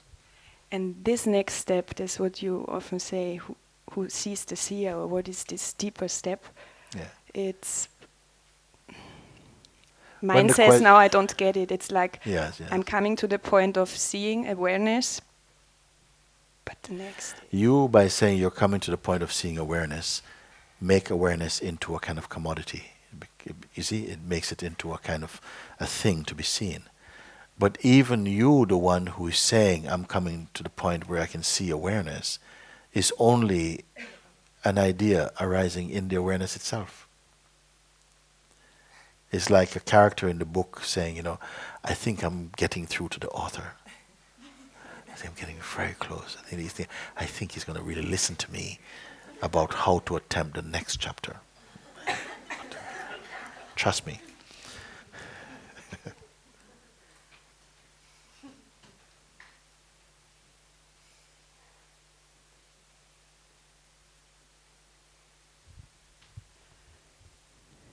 It feels like I'm not saying I anymore, because it's not the truth, but this something in the bubble is getting so unbearable. Yeah, it has to become unbearable. It has to become unbearable. It has to blister, and it has to pop. Yeah. And somehow heal. Somehow, it's like this. It has to pop in order to disappear somehow. It has to have enough of itself.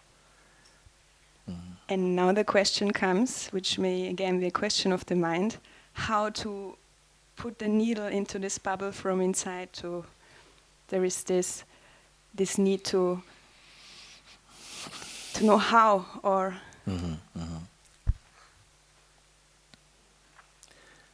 The question is asked inside the bubble also. The commentary is both shifting from someone who is inside the bubble trying to get out, and a space in which the bubble is seen and looking towards the bubble. Like you change your position. Sometimes you're speaking, I'm inside the bubble, trying to get out. I really have enough of it, really. But yet I can see that it's just a bubble and it's not really anything. So when I look from here, then I can even disregard it. But very often, without any effort, I find myself that I'm actually in the bubble. You see? But when I make an effort to look, I find I'm not quite in the bubble. Oh, I can relax. And I'm saying both of these are still images inside the awareness self. Then you're so uncomfortable, apparently, in not being in one of those two roles. Because you say, but is awareness another role? I don't know. Like, without these roles, I wouldn't know what to do, because at least in the roles, I know that I have a story and I can move to the right and I can move a bit to the left. And if you give me an instruction, maybe I can also pull back. I can even come out of the bubble, but I still have some action, you see? Then this is keep so many beings still stuck in the sense of a life which is a bubble. Because there's, and maybe it's not time, or there's a kind of too much energy is going towards the story and the sense of being a person, and so to come out of it is only an emotional plea. But once it take you out, and you can't wait to get back in. You see, is it like that? If you are coming from the place of the person who feels, it's like I just have had enough of it. But then you take them out, and then it's like, but I don't know what to do with myself anymore, actually. And at least when I'm in there, I kind of know what I'm doing. So, I'm back in again. So what is this one searching for, really? In your heart of hearts, what are you searching for today?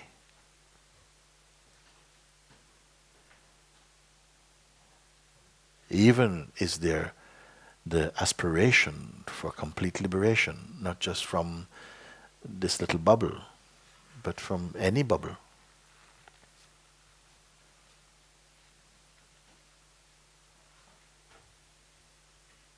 It's the yearning to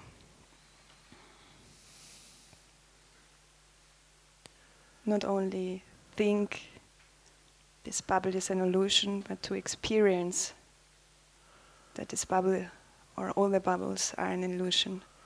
Yeah. But even after you realize all the bubbles are an illusion, you may still not want to come out of them.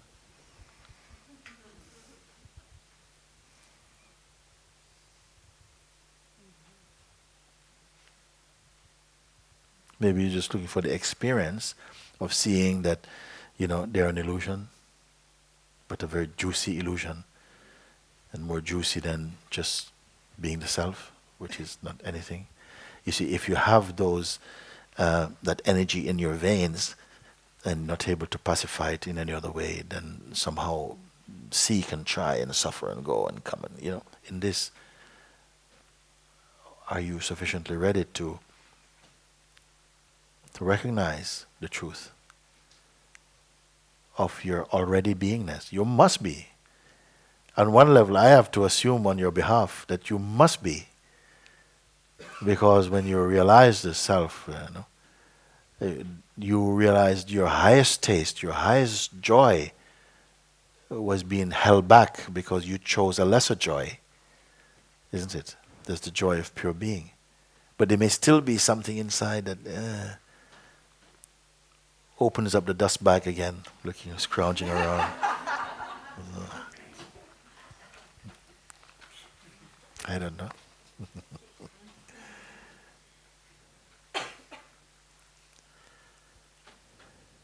So I give it a try with you like that and say, all these things that you speak now, that you are aware that they're in the bubble, the sense of the person. You see, the chance is that if you can see now that this is just all made up, it could just be a dream. You woke up and it was a dream. I had a dream yesterday, actually. Yeah. So I dreamt that Omkara was, she was singing so many beautiful bhajans, and in one of the bhajans she starts rapping. So I said, but Omi, and then she was rapping and she was so nervous. Her skin was jumping, you know when you're nervous and you start to twitch. I said, but why are you rapping? You don't have to rap there. And it felt so real. So somehow,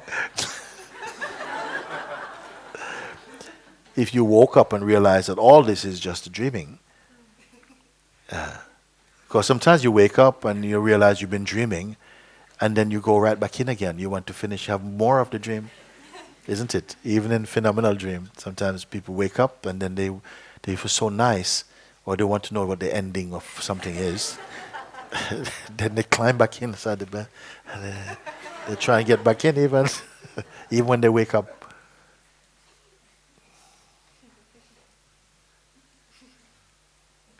If a tiger is chasing you in your dream, and you're running and you're just trying to get to that boat which is just leaving, like this, and they're just pulling out, and then suddenly you wake up in your room, then you're sweating, the heart is still pounding,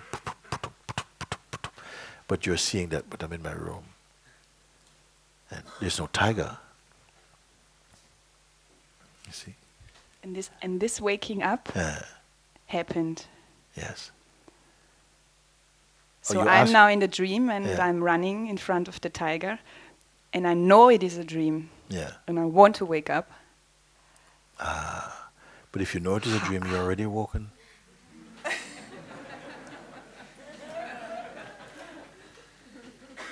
You must be at least a certain amount conscious, no? But I know it's a dream or something.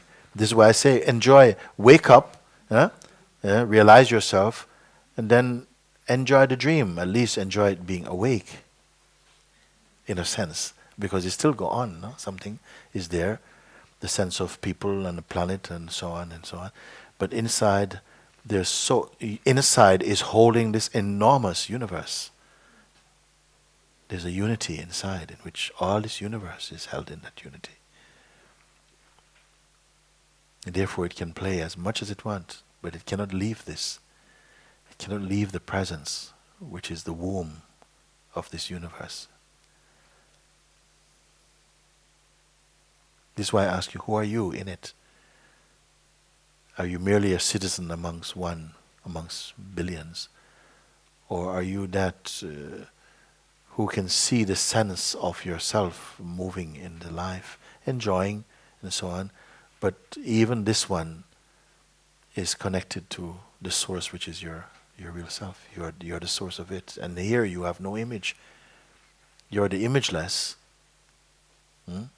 You are the invisible moving inside the apparent visible.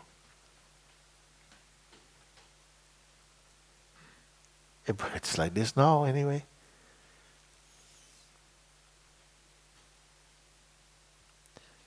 Our visible world has become so potent now that you imagine that you are also an object in that world, you see.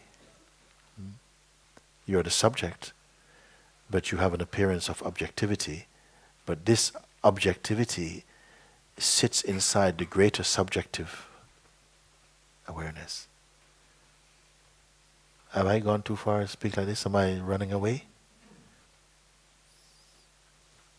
Because if you follow, then you can only look and see if you can confirm. But, maybe I was looking at it like this.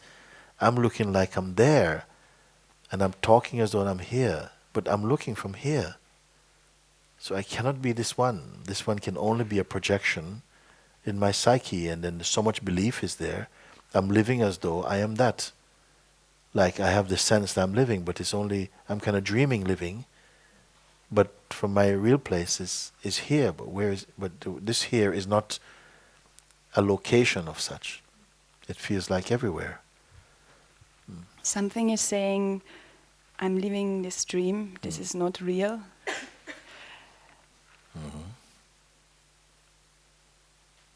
But it's not experienced. But if you keep saying that, it's because you believe it. It is a dream. It's real. Otherwise, you wouldn't say, this is a dream and this is not real. You wouldn't say that. It's because you believe it is real. Why you say it is a dream, it's not real. If you know it to be a dream, you don't say anything at all.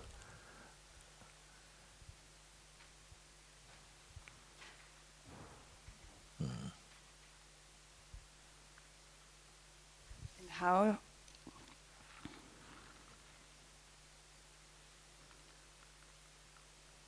how comes the point of experiencing what I'm saying and not believing myself? This is not real, this is a dream. This bubble, this awareness is seen clearly. Forget about this thing about dream. Forget about dream. Don't keep calling things dream. I don't know. It starts to become something different inside. Just hold on to the simple fact that the images you keep perceiving, they keep changing. Okay? Everything keeps changing.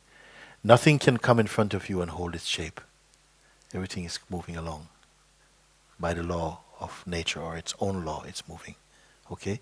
You are the witness of that. While the objects keep appearing, you occupy the position of the witness of that. Now see if the witness also can be watched like the other objects that are appearing in front of it.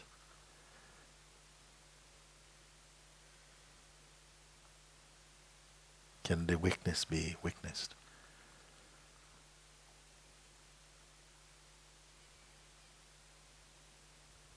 Because for a long time you're counting what you see. Okay, another thing, and the eyes are out.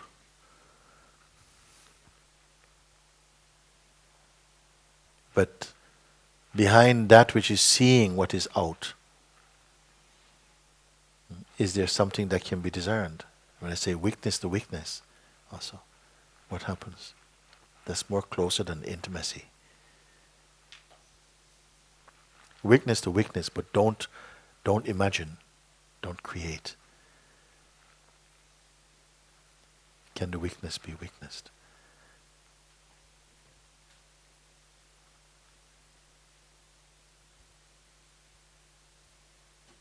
if the witness has particular interest in what is being witnessed, then this witness is not the pure witness yet. It is also creating what it sees. Do you understand this? When that is understood, a deeper field of seeing opens up. And from this place, it becomes all impersonal. There's only seeing. There's not storyfying or judging. So this seeing is not the same as like watching a movie.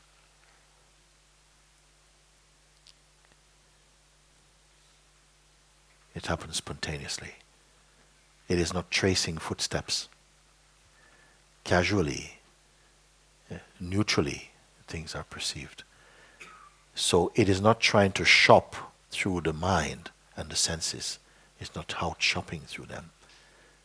Somehow there's a natural spontaneity in perceiving, but inside there is just a space of emptiness. This is why I say you experience yourself like you're emptiness moving in emptiness, like space moving in space. You're not a rucksack of information. Even now, if you follow, you will find that something confirms. Inside, who is there? Inside, where are your bits, the bits of the you?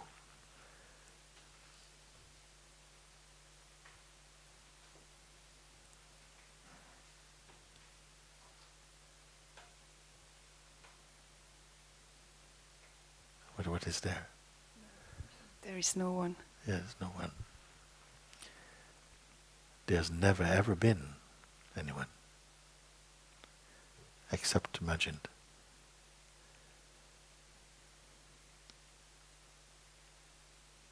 And it's fine as imagination also, but when the imagination stands in front or apparently blocks your intuitive knowingness that you simply are, and the fullness of that self-recognition, then this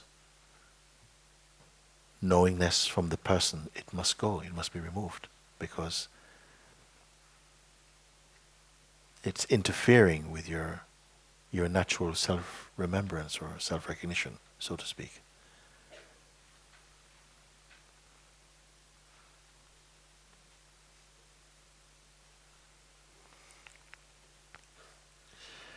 Now, what do you have to get rid of now?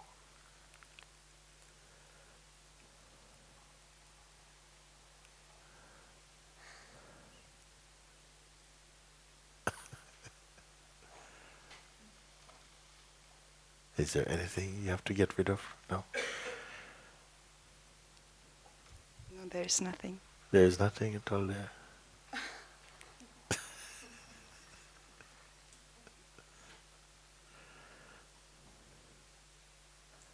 When will it come back, what you're going to do? Nothing. This is how the Buddha was speaking, he said, nothing. Socrates also, no? He said, hey, Mr. Nothing.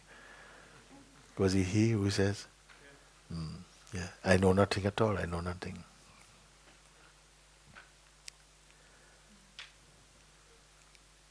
And they call him wise, huh? Yeah, I know nothing. Mr. Socrates, on Wednesday, what are you doing? Oh, I know nothing. Where did you come from? Nothing. Nowhere.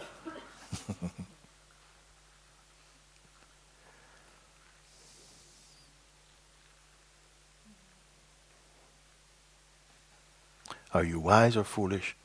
I don't know.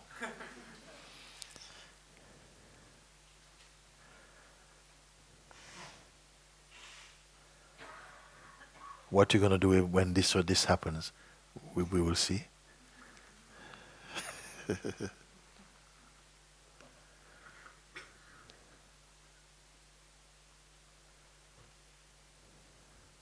It's stopping everything. Yes. Yes. By itself. Are you doing it?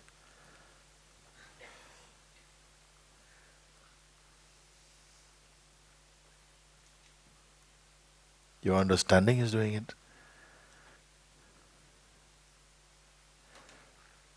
And when you say it's stopping everything, it doesn't mean that the world doesn't stop, it is moving, but something is stopped. Everything is happening, and the thing that stopped is the thing that we all want to stop.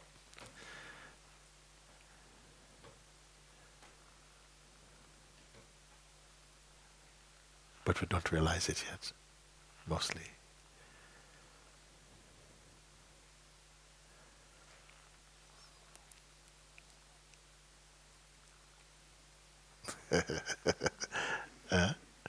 Is this a dreadful discovery? Dreadful? Yeah. No. No, of course.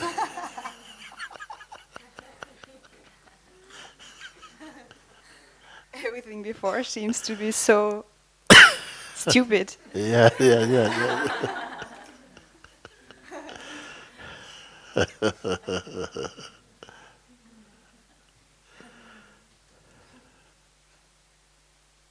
Very good.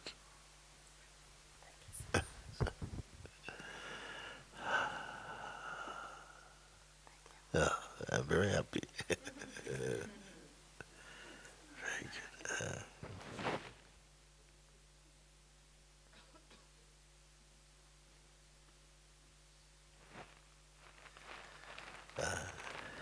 Thank you.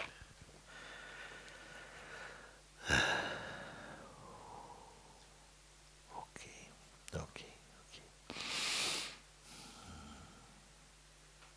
Who will come and sing something today? Who will come? Yes, come then. Who do? It's 12:03. It says. Is it right? It is right. Anybody have a watch?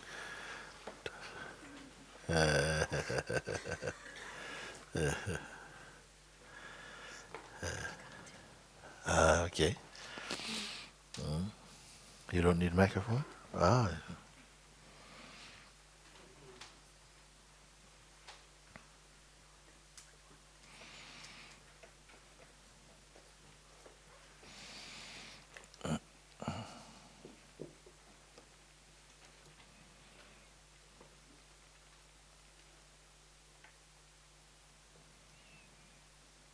This leg is, yeah.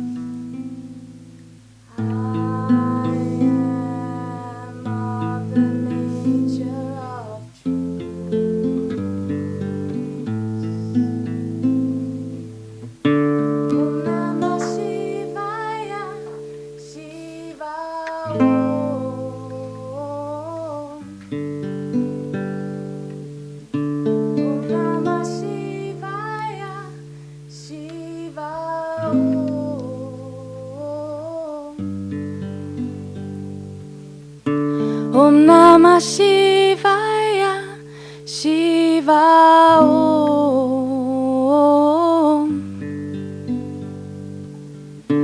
Om Namah Shivaya, Shiva Om.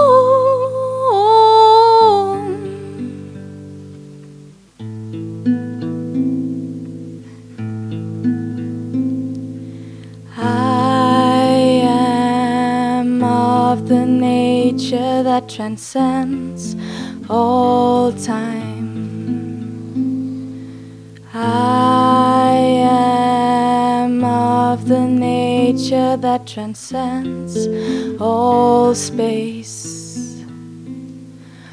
I am of the nature that transcends everything. I am of the nature of truth.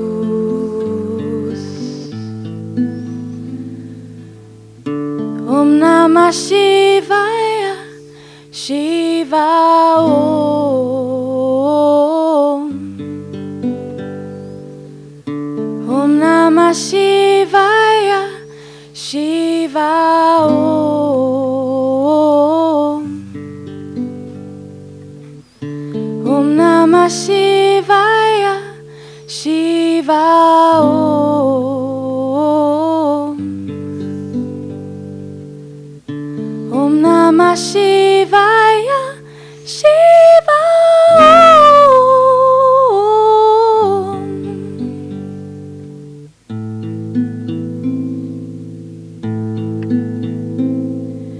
I am of the nature that has no name. I am of the nature that has no form. I am of the nature that has no belief. I am of the nature of truth.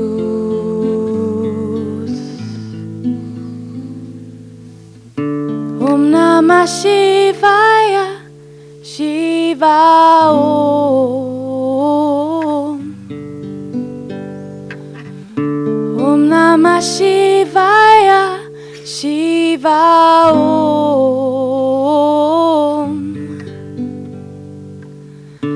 Om Namah Shivaya, Shiva Om.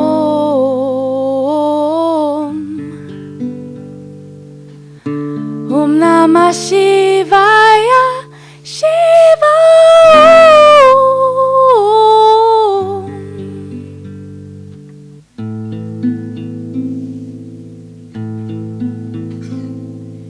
I am of the nature that is all pervasive. I am of the nature of Brahman alone. I am of the nature of pure awareness. I am of the nature of truth.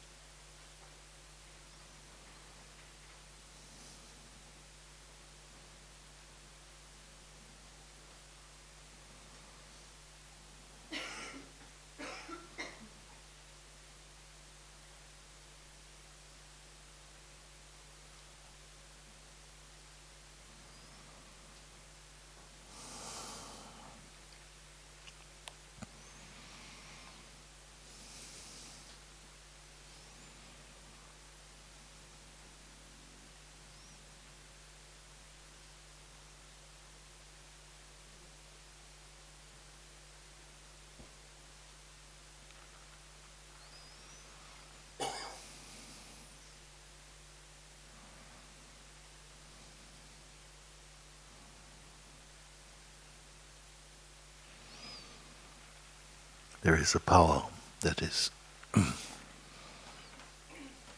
inside, that is in service to the recognition of the truth. There's also a power inside that seems to work to keep our attention resting only on our physical being.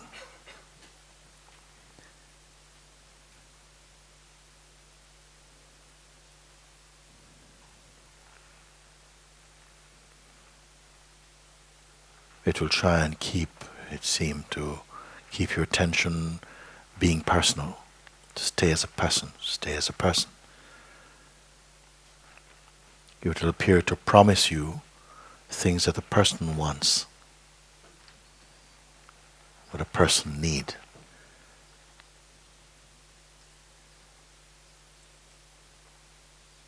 Avoid this vice.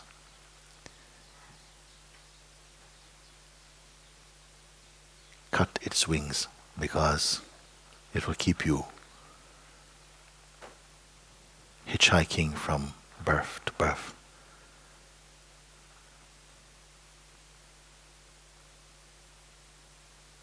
It arises as a powerful, distracting energy.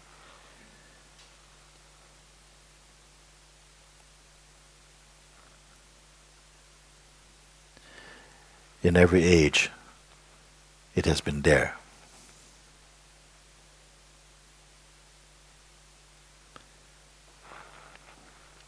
But nothing is greater than your own power. If you turn your attention towards the self, then these forces cannot work against you. In some way, it is good, because this power that I speak about can only intimidate you when you become a person, because it cannot intimidate the self. So if you feel that you are struggling in the life, it is because you're living personally.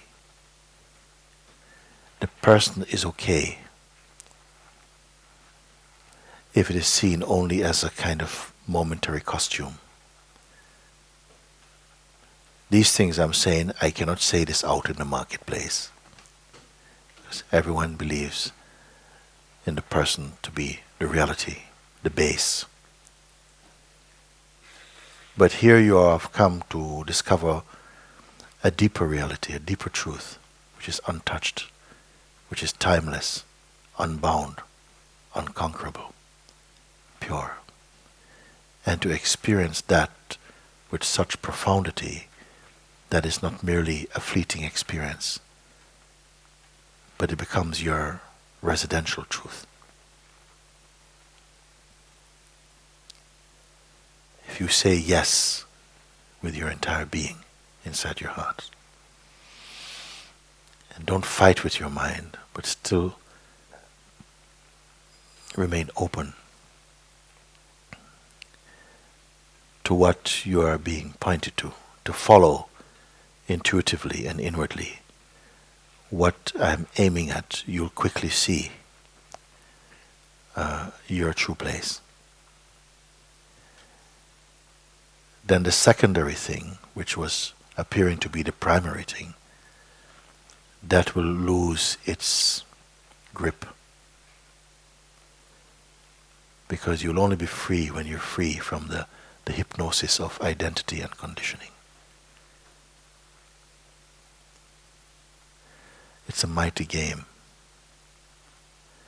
One you will win only by discovering your true self. And it needn't be painful. The painful only comes when we are burping up the unreal. And this is momentary. When the chance comes to really discover fully, right there in the most opportune moment, also the darker sensations will come. to sabotage your seeing, they will come. Expect it to be like that, but know that they have no power apart from the power you give them. But it may feel already late because we have been giving them power for a long time.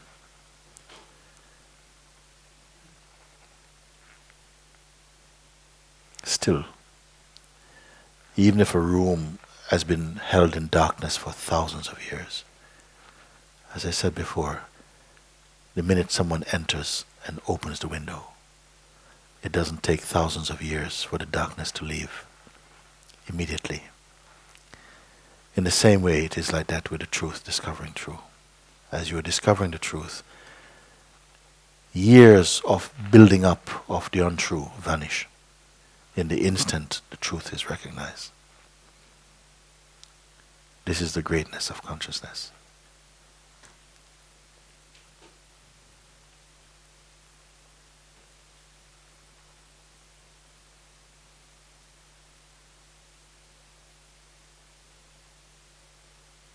Our life is the light of consciousness itself.